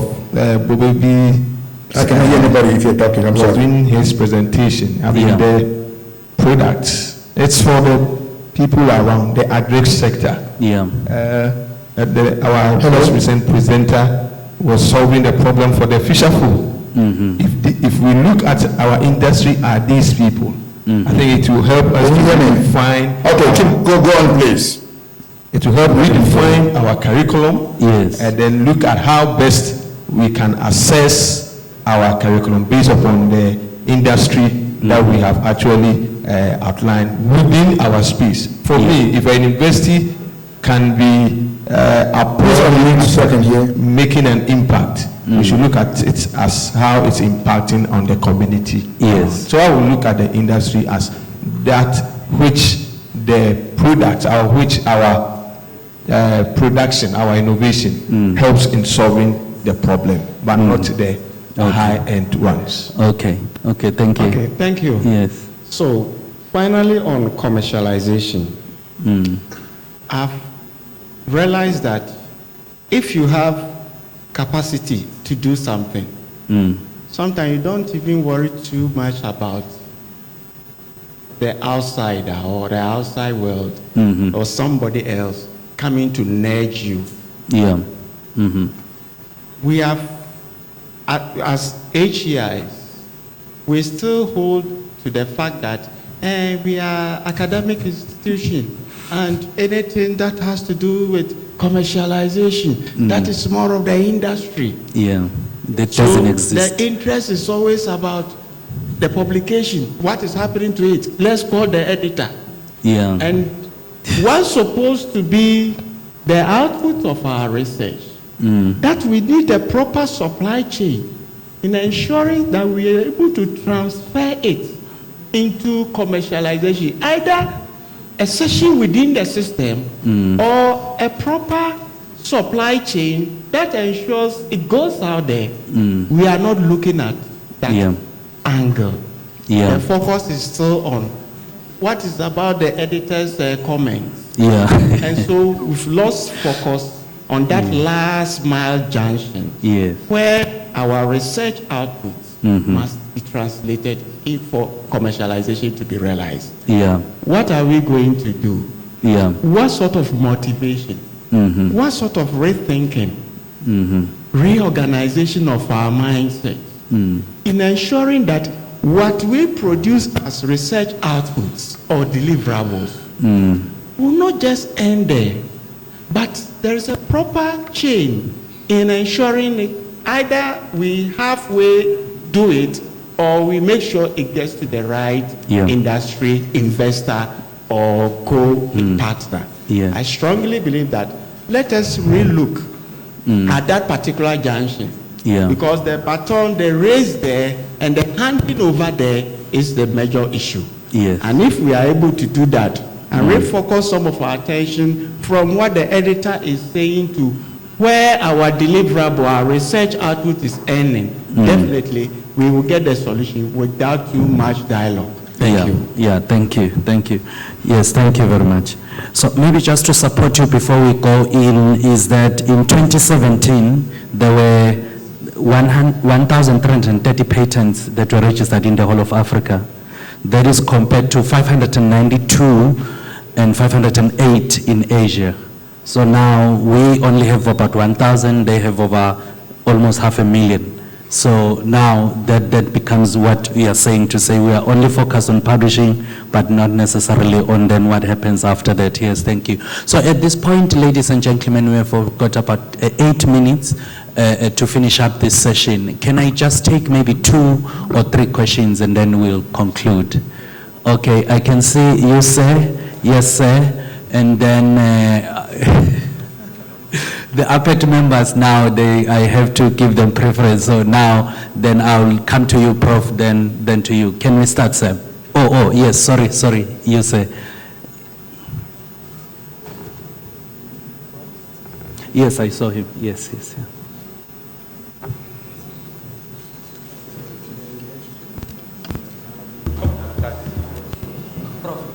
Okay, so thank you for the discussion that we just had. It's a beautiful one, but I just want to point attention to something related to the curriculum that we're going to develop. That we're developing the curriculum for the youth. Can you please give Prof, because we can't hear properly? Yes, thank you. I said thank you for the wonderful discussion that we just had. I just want to point our attention to something that the curriculum we're going to develop, we're developing the curriculum for the next generation, and that is the youth. The first question is, are we engaged the youth?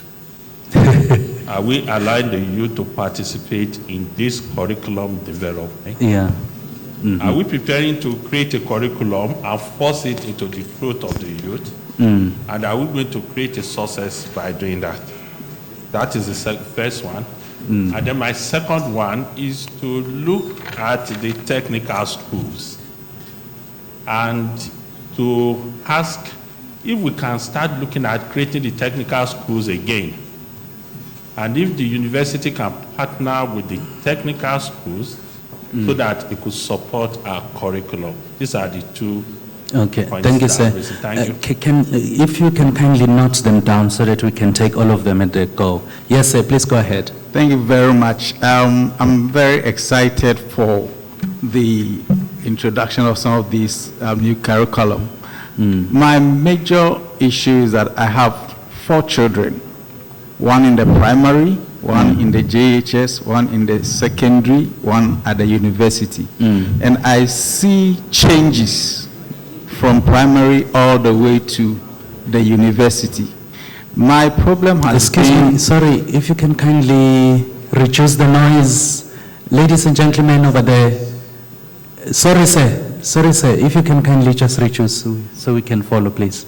Yes, sorry. So my issue has been with the change management, because I'm thinking that before we can effectively sustain any change, we need to consider the timing.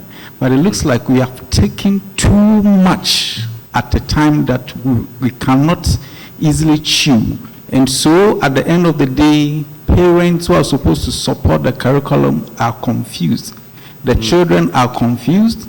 The teachers are confused. Most of the training that have been organized for teachers, the teachers do not even understand the curriculum, let alone to go and implement it. And so we go round and round and round, like you said, for over 20 years, we try to change, but we cannot change. Is it possible to take things one at a time? I know the government is, they are time constrained, so they want to finish everything within their term.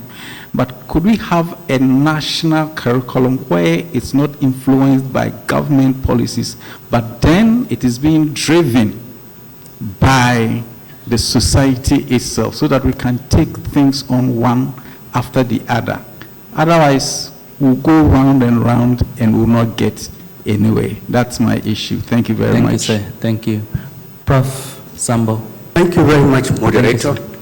I want to start by responding to your question. You talked of the triple helix concept. Yes. Industry, academia, and government. So to me, I think what we should push for, especially that the CJED is a continuous process. Next time we want to promote industrialization, we should not just bring participants like this. We should do 2 other things. Bring the government officials and bring innovators and industrialists. When we bring the industrialists, they see exhibition of the inventors, then we are likely to accelerate industrialization further than what we are doing now, that we prepare a report and send out. It will take a long time. But when we bring the young chaps, especially, that are vibrant with their own, and we have exhibitions, and industrialists are invited, we are likely to accelerate issue of industrialization, whatever, not just agriculture and healthcare, energy, mining, and so on and so forth. Then I want to quickly comment on the earlier presentation, which you said should be taken now. That is Professor Bobobi. Yes. Excellent presentation, like he has always been doing. I noticed on the issue of 2 separate intellectual property platforms. This is not healthy. And I think the work should lie on African Union, beginning with AUDA-NEPAD. Bring the 2 groups together so that we have one intellectual property profile. That will be good for industrialization, manufacturing, commercialization, and so on and so forth. Then again, I was very much intrigued with his combined harvester, the harvester for cassava, which is the way forward for ensuring that agriculture contributes meaningfully to the GDP of African countries, along with tractors and so on. But I want to call on him also to produce smaller appliances for our local farmers, smallholder farmers, who contribute significantly at the end of the day. Yeah. Thank you. Yeah, thank you, sir. Thank you, sir. Prof. Karim. Thank you very much. I have 2 points. One is, at least in our system, to change curriculum is not easy. It takes a lot of, there's a process, you know, you cannot just change the curriculum. It requires a lot of approval levels and so on, yeah? Yeah. It's easy to introduce a new module in an existing curriculum. Yes. Than to change the curriculum. So I don't know how is the system here. That's one point. And second point is, when we look at teaching or education, we are looking at kind of an ecosystem, yeah? So there are 5 things we consider, yeah? First point is the content you mentioned, right? Yes. That's one thing. Then second is educational technology. How are you going to deliver that? Yeah? Yes. Yes. Is it through internet? Is it through online? Is it in person? Is it? Yes. So the whole area of technology part, how do you build your classrooms so you integrate the technology? Yes. So you have the content, you have the technology. The third part is the education delivery method, you know. How do you teach them? How do you get student engaged also? There's this new concept, I think some universities have implemented, they call flipped classrooms, where it's not just teacher teaching or a professor teaching, but also students are engaged. Yes. Yes. They are given their presentations are one day before the class. When they come to the class, the students are also prepared to ask questions. So that's the methodology part, yeah? Yes. The fourth part, which is very unique to US system, and I've not seen in many countries, is that at the end of each semester or each class, professors are evaluated by students anonymously.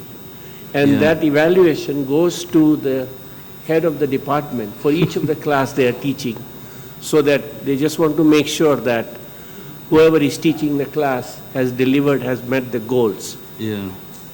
The last part is then periodic updating of curriculum. World is changing, science is changing. I remember when I took a biochemistry class when I was doing my PhD, the professor told me that the knowledge in biochemistry doubles every 5 years.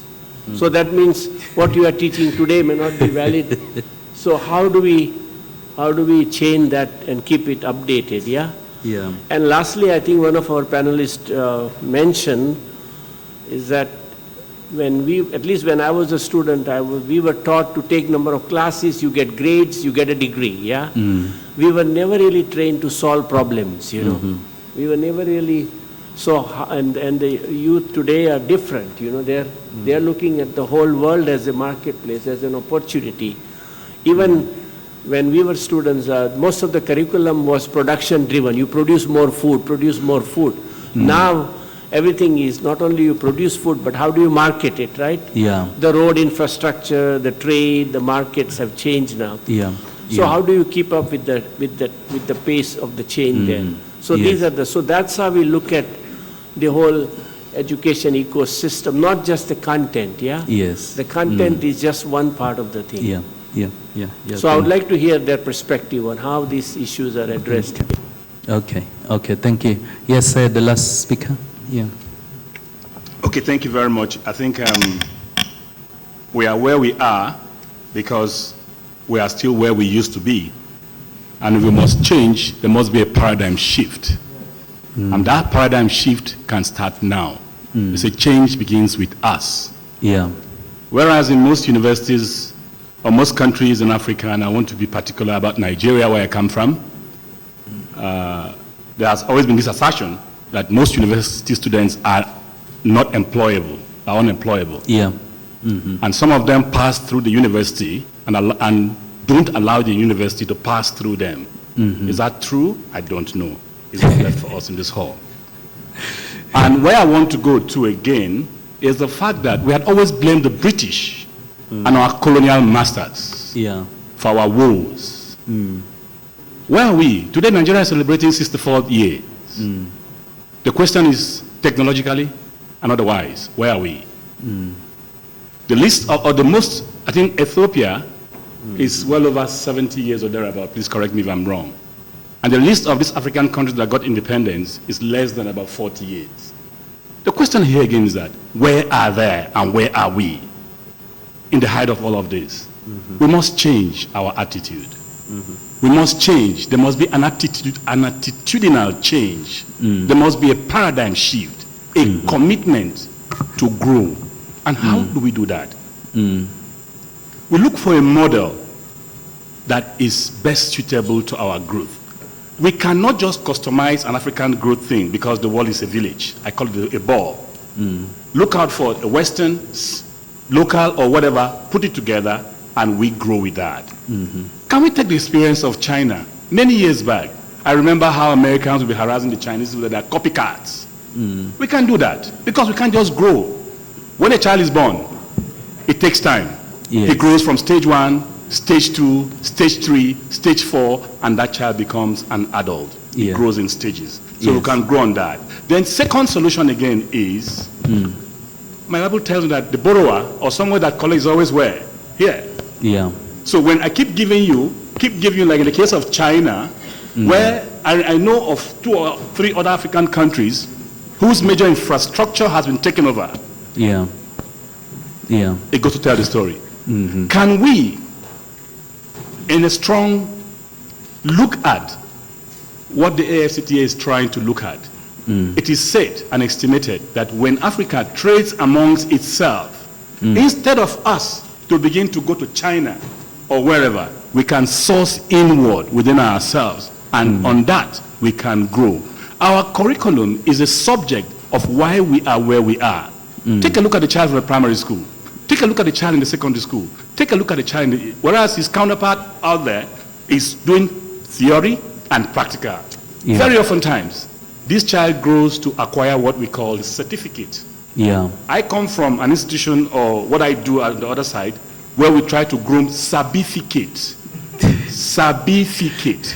What you know should be a subject of what you can do, not necessarily the certificate. I rest my case. Thank you very much. Thank you.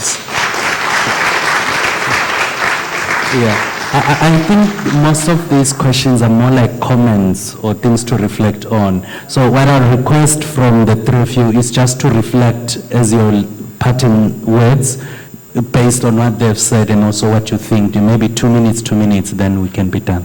Thank you. Let's start with you, Doc. Okay, so, Prof, engaging the youth in curriculum, that's the best way to go. And it can be supported by a framework by one researcher called Lorelat. So we call it the Lorelat Conversational Framework.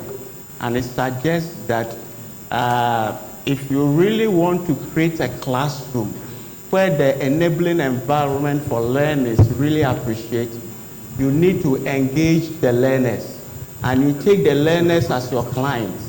And you discuss, yes, you are a teacher, you have control, but present what you want to teach based on that curriculum and what they are supposed to learn. They can't dictate to you, but present to them, allow them, if there is something that they have explored and they would wish added, you give them that space, even if it is 10% space.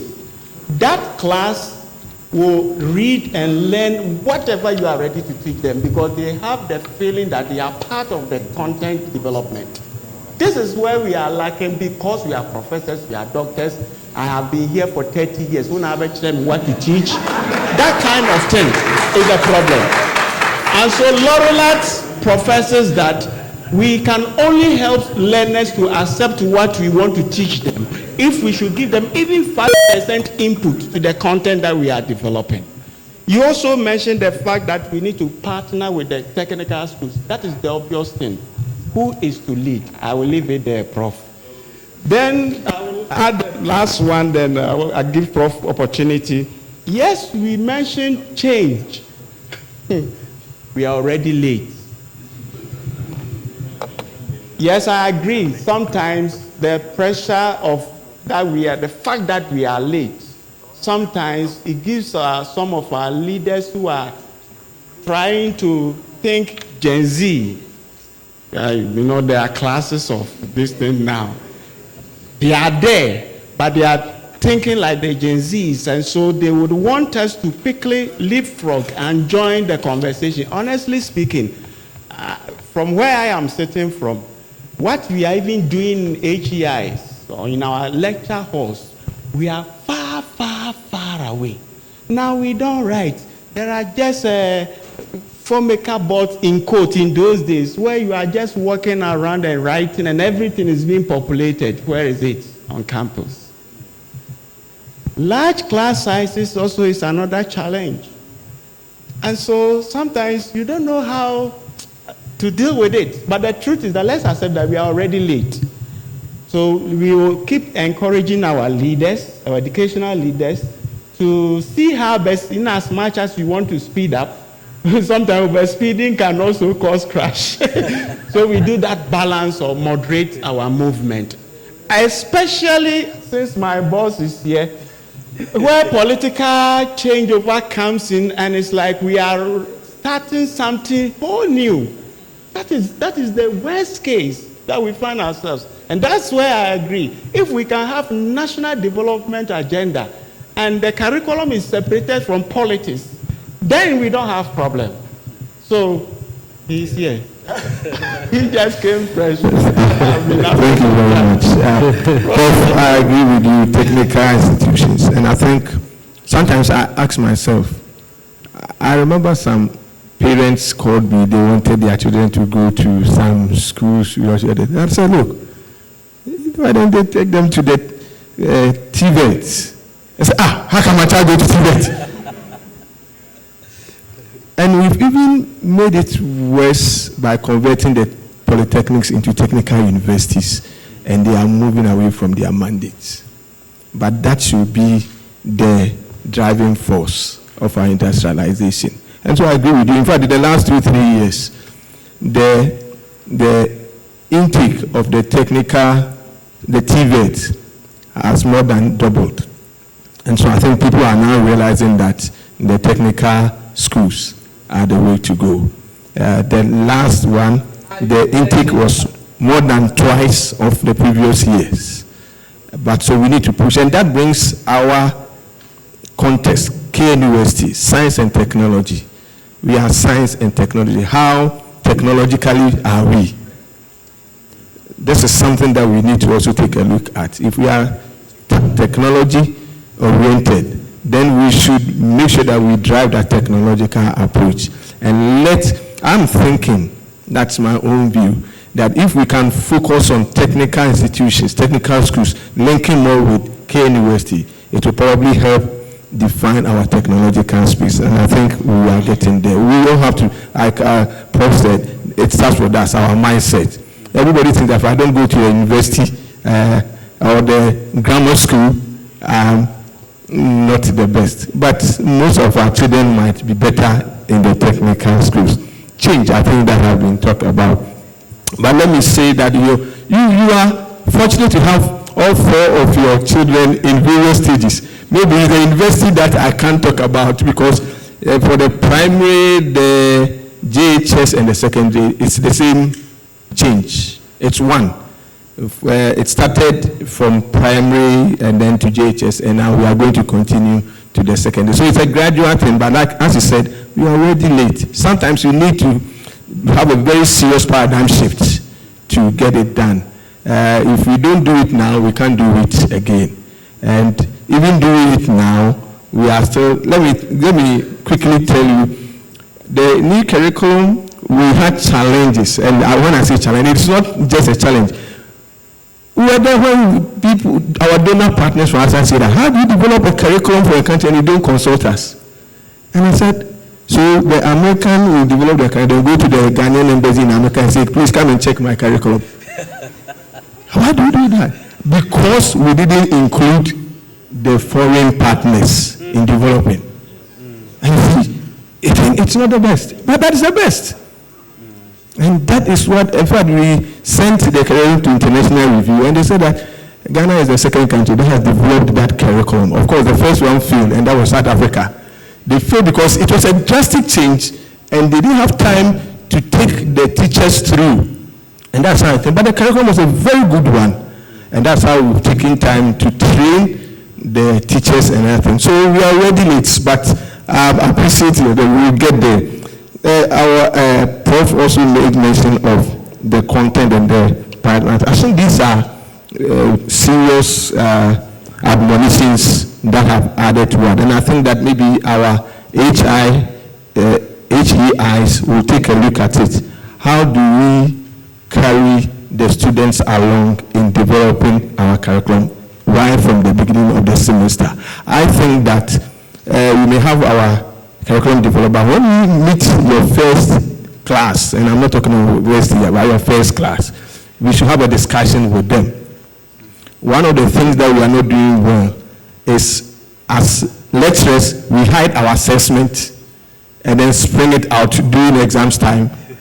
If the student is going to learn and he doesn't know how he's going to be assessed, it will be difficult for him to put in a but if all the assessment rubrics are there, we want to see practical solution. We want to see how you bring your mind in, how you want to collaborate. Even in the group work, we want to see these things. I think it will help in facilitating the classroom activity, and they will also buy in, and then teaching will become better. By and large, I think all these things that we are talking about starts with us, and it starts now. If we can do it and do it better, it is going to start now. Thank you very much. Thank you, sir. Thank you. I will add the last one, then we can go on innovation. Okay. I want to show why innovation, whether in curriculum, wherever, is still an issue, and what we can do. Yeah. We can get it from this particular model. Okay. Now, based on this model, it tells us that all of us in this room, we can be divided into 5. When it comes to diffusion of innovation, how we accept or ready to trigger change or innovate. All of us in this room, we can classify us here. We have the innovators, we have early adopters, we have early majority, late majority, and we have the laggards. Unfortunately, from most of the research, in fact, this research can be changed, this model. Most of this thing, can you show us? Okay, it's here. You realize that if you take innovators, they are just 2.5 in this room. Early adopters are just about 13.5. Now, the guys wearing yellow t-shirts called early majority, they are in politics called swinging voters. If these guys are able to convince them, they join them to push innovation into the market space. If they get a lot of the negatives in code, the laggards, being able to articulate their voice, and most often you go to board meetings when you are talking about innovation, most of them, you can classify them under laggards. This is how we do it. You, these young boys, keep quiet. And if you take your time and get this theory and read a lot, you see their behavioral being populated, how they behave and how they speak. And most often in management meetings, they have the power, they control. And what they say, sometimes you don't agree, but because of their powers, you will shut your mouth. You can add 16 plus 34. What mathematics quantify will give us? 34 plus 16 will be what? 50. That means most of, if we are to classify, 50% of us here already, we are really not ready to adapt or accept or push or sign for any innovation to move on. We believe in status quo, sometimes because of insecurity. And so, when we understand it from the, and if they are able to do proper articulation and they win the 34, the swinging voters, 34%, and add it to the 50, that means 50 plus 34, they are now 84% who says no to innovation. How can this 2.5 5 and 13.5 people, there is no way they've won. Because most, at the end of the day, we will subject it to what? Voting. And they are there. And so, like you said, the change starts from here. We need to accept our situation and realize that we are the cause of the inhibition of innovation. And when we are ready to change, there is nothing we cannot change in a transient of time. And it starts from you and I. I pray that all of us here, we will quickly move from laggards, late majority, and join the early adopters. Be in health, be in agri, there will be innovation, and Africa will lead the way. Thank you. I think this is a good parting. So we have Professor Nkem, your last words before we finish, if you are still there. Yes, I'm still here. Thank you. Yes, sir. I mean, I wouldn't be able to point again. My colleagues have spoken so well about the details. We've gotten the message. There's need to reform our curriculum, contextualize it, Africanize it, give it an African character. That will be an ongoing process. The allure, the push, the pull of external factors. The bottom line that one of my colleagues just finished, I think get it very well, mentioned how in trying to draw the curriculum, the funders say you didn't consult us. And that's where many of these things really get difficult. This meeting is only followed by Africans. I mean, the funding is NEPAD name, but where's the money coming from? Our universities, everybody wants to do a research grant to a foreign donor. You have to consult them. The data is outside. So bottom line for me in being part of this conversation and this effort is to push the tech transfer community to organize and address these things as a community. There are many details, there are many fine prints here and there. There are thousands of things to address on the table for all of us as a community. Many details, from personal life to professional work to actual work on the ground and curriculum and the tech transfer work. There's Silicon Valley. Many people have tried to replicate it, they cannot, different countries. China is coming up. How does Africa address its own? Individually, one each small, we have to work as a team. For me, that's the bottom line. I cannot overly micro detail a specific aspect, which I wish I could if I need to, but it belabors the point. We have to work, we have to address a community problem as a community. Define what we call private sector correctly. The private sector in Africa are those making $1 million or more in revenues. Those companies exist. You want to take it up, $100 million or more. They are making money off our resources, off our backs. We don't look at them. We say tech transfer. Where are we transferring the tech to? To the model in the village, to the agriculture, small agriculture, small fintech in there, or are you transferring tech to make a $100 million company become a $1 billion company? Those companies have to grow on what innovation, on what tech transfer. The other companies that have gone, they did not focus on the bottom line, on the lowest common denominator. You lift up the top to lift up the whole boat. I think we should, part of this conversation moving forward, look at who do we call private sector on the continent, and where are we transferring tech to? These big companies, and there are thousands of them that do $100 million or more, or $10 million or more. They need to upgrade their game from being just national companies to regional companies. If the company in Kumasi that grows $1 million, it should maybe become a $100 million company for all of Ghana or for whole West Africa.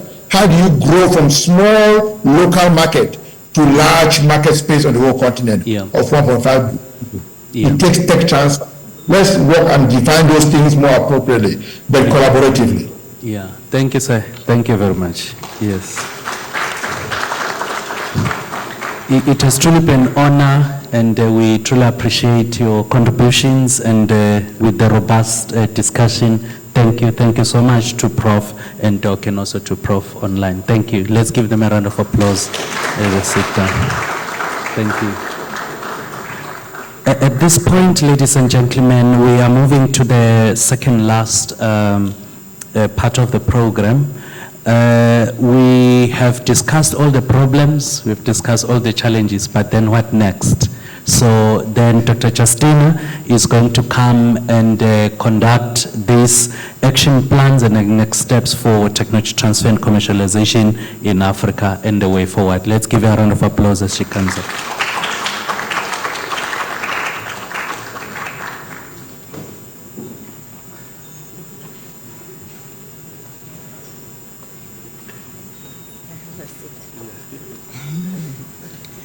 Good afternoon. The response is so low. I know it's almost lunchtime. Good afternoon, everyone.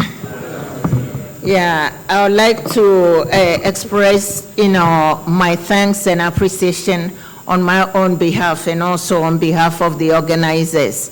It's been a really productive deliberation, but then one would ask, what next? This is supposed to be a time for us to engage and try and tease out some pointers from the earlier discussions. But I felt that because the program has delayed a bit, it will be good for me to put down some points. So I will share this with you, and then if you have any additions, then you could include those as well. So 2 days we've had this deliberation on tech transfer and commercialization. And it's been productive. We've had quite a bit of recommendations. However, these recommendations, we are separating them from the action points. And so we're asking right from here, when we leave the site and we go back to our various destinations, what do we do? So some of the things that I picked from the discussions, number one, is that there is a need to undertake a multi-sectoral and multidisciplinary regional collaboration. So it's a number of institutions that came together to organize this. So what I believe we've all been saying is that this should not be the end of it, that the collaboration has to continue. And with this, we're talking about establishing a really tangible partnership, because the partnership and collaboration as it exists right now, it's a bit loose. So can we have something that is more tangible, more sustainable? And also that there is a need, if we're looking at a continental partnership, that we need to look at Anglophone, Francophone, as well as Lusophone, so that it's not predominantly Anglophone. And so with this, then there's a need to establish a platform. We could call it a platform, or we could call it a steering committee, or we could call it a consortium on technology transfer. And I believe a consortium may be more appropriate because we're looking at institutional collaboration, and from different countries as well. So this is, I believe, is the first thing that we would have to discuss, because as was said earlier, everything for it to succeed, any initiative, there's need to mobilize resources. And so if we're talking about sustainability and mobilization of resources, then it's important to formalize the partnership and the collaboration. And then the next one item that came out was the need to provide skills development and entrepreneurship at the local level to local innovators. So this is one thing that would be considered. However, following the establishment and operationalization of a consortium on technology transfer, it will be good to really identify development partners to start discussions on the concept of technology transfer. What will be the scope? How wide do we want to go, and what will be the tangible expected outcomes from the partnership and collaboration. Following this, it may be important to draft and then submit a joint concept note, which could be followed by a proposal for funding. So with this, we're talking about a multi-year funding. I know that there's been a bit of discussion on, external funding versus domestic resource mobilization. Yes, it's true that we do have a lot of resources on the continent, but then it looks like the concept of supporting institutions, supporting all these ideas and initiatives, it's not that widely accepted. And so, in as much as we'll be discussing or trying to identify collaborators and funders within the domestic mobilization space, it will be equally important for us to look at the external. And in doing that, I always say that when it comes to resource mobilization, it's really important to go in knowing that we're going in as equal partners. Sometimes we go in, thinking that we need the development partners and as if they are doing us a favor. The fact that some of them, the money is lying down there and they also need to report on that funding, so they need to give it out. And so in discussing the ideas, we go on an equal basis and to ensure that our ideas are accepted and then funded. There may be the need to tweak things here and there, but then we just don't surrender ourselves fully. So now we've talked about establishment and operationalizing the consortium, and also identifying the very scope of the concept, and then drafting a joint proposal. Once we identify the institutions, that would be a part of it. The existing institutions, are they enough? Do we need to get some more institutions on board? And then would have to, following hopefully the acceptance of the proposal and disbursement of funds, then we would have to look at joint implementation. And so this will also have to be preceded by the development of a joint work plan. So the question then would be, what are some of the things that we could consider for this collaboration? So we're talking about it serving as a consistent platform for knowledge and experience sharing, as we have done here these 2 days. This needs to continue, sharing the ideas, and this time not only limiting it to the Ghanaian context, but making it quite international so that we're able to learn from the others. And then we also have to ensure that even as we hear about these best practices, that there is a need to put in place systems that will enable us to replicate what we learn from other countries. Then we look at capacity strengthening, and this has come up over and over again. And following capacity strengthening, we're talking about tech transfer, we're talking about innovation, we're talking about the local innovators, we're talking about researchers and all that. So in addition to strengthening their capacity, it will be important to also provide some seed funds to these small projects. So these are also part, it will have to be an integral part of the proposal that will be submitted. And this cannot be done in isolation. To provide the funding to the local innovators, it will be very important to provide business development skills as well as mentoring. If they have technologies that they're working on, how do we bring it to commercialization for it to be, and then ensure that the transfer of technology happens? There would be need for all this support.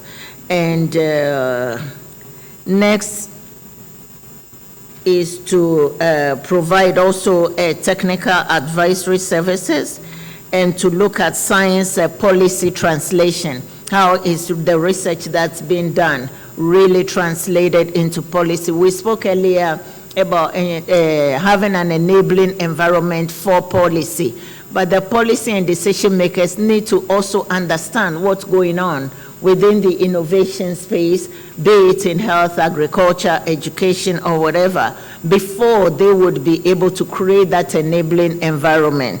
So we would need to consider that as well. And one other thing is science diplomacy, which the projects may have to consider.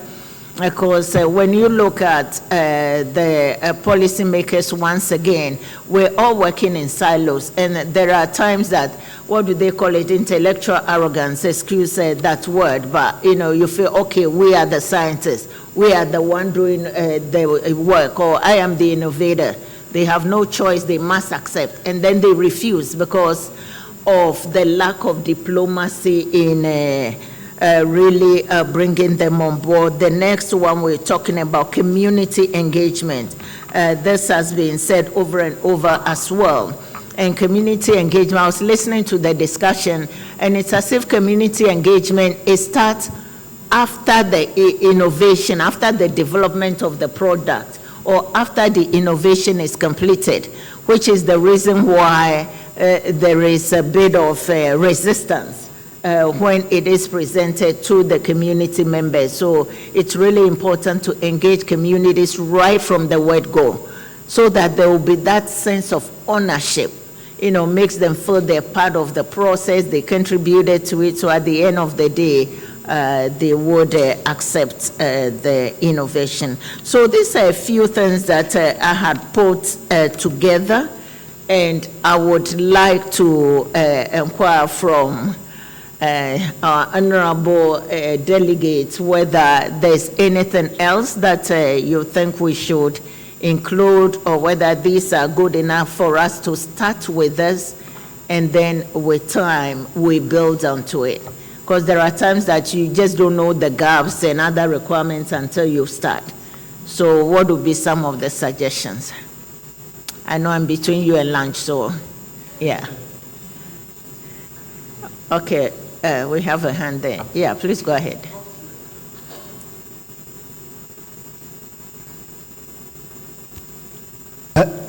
Thank you very much. Name is Ayanda Noma. Oh, yeah. I really like the suggestion. I really support, the suggestion, particularly in that of creating this sort of consortium.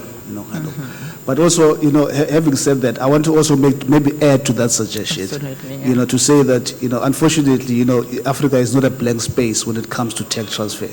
There's quite a number of organizations that are actually working in this space. I happen to be a member of one of those. and that one has got a very, very strong and good relationship, particularly with Autumn. I personally am also a member of Autumn, right? And that maybe in looking at this, you could also look at what are called the RIMAs. In the continent, we've got something called Southern African Research and Innovation Management Association. And you also have East Africa Research and Innovation Management Association, West Africa Research and Innovation Management Association, and of course North Africa Research and Innovation Management Association. They have both, the research management as well as the tech transfer professionals. And perhaps maybe by far the most active, it will be the Southern African Research and Innovation Management Association, to bring them into that consortium, because the kind of knowledge and experience that they have, would actually add much value, sort of to the conversations. But also maybe something that, this one is a comment, because of the conversations that we've been having, right, is to figure out a way, we've had over the past few days, all these brilliant, sort of innovations, from different, quarters, how do we bring this? How do we create a platform that actually brings this to the fore, right? Because they seem largely hidden. And how do we create that platform? It could be electronic, it could be another sort of platform that actually brings all of these innovations, highlights all of these innovations, to begin to create, as much as we talk about, globalization in this space. But of course, Africa is a huge market. because all of these innovations could actually be, sort of commercialized, throughout the continent first, right? And actually, having said that, one of the things that I think we need to commend, what we've had today, we need to really pat ourselves in the back, in terms of, some of the innovations that have come up.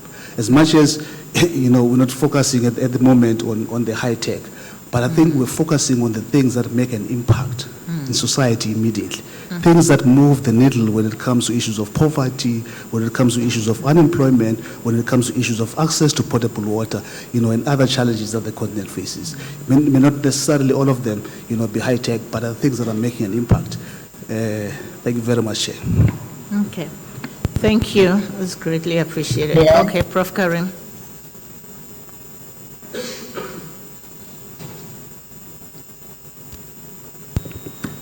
No, thank you. I think we need a platform, something that a continent-wide platform. But I think my suggestion is, I know you could, because of the limited funding, we could not invite all the countries here. So it will be good to develop some kind of a directory or something, what technology transfer programs are existing here in Africa, and maybe some directory of the experts or the technology transfer managers in covering all the 5 regions, so that to get an idea of what is the current situation right now.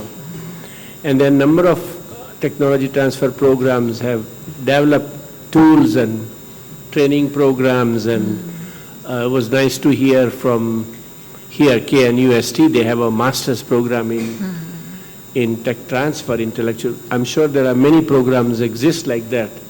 It would be nice to have an inventory of what are the tools and courses and resources that exist so that this consortium can build on. So I think that would be my suggestion, is to get a good idea of what's currently exists here in Africa and how do we build on that. Yeah.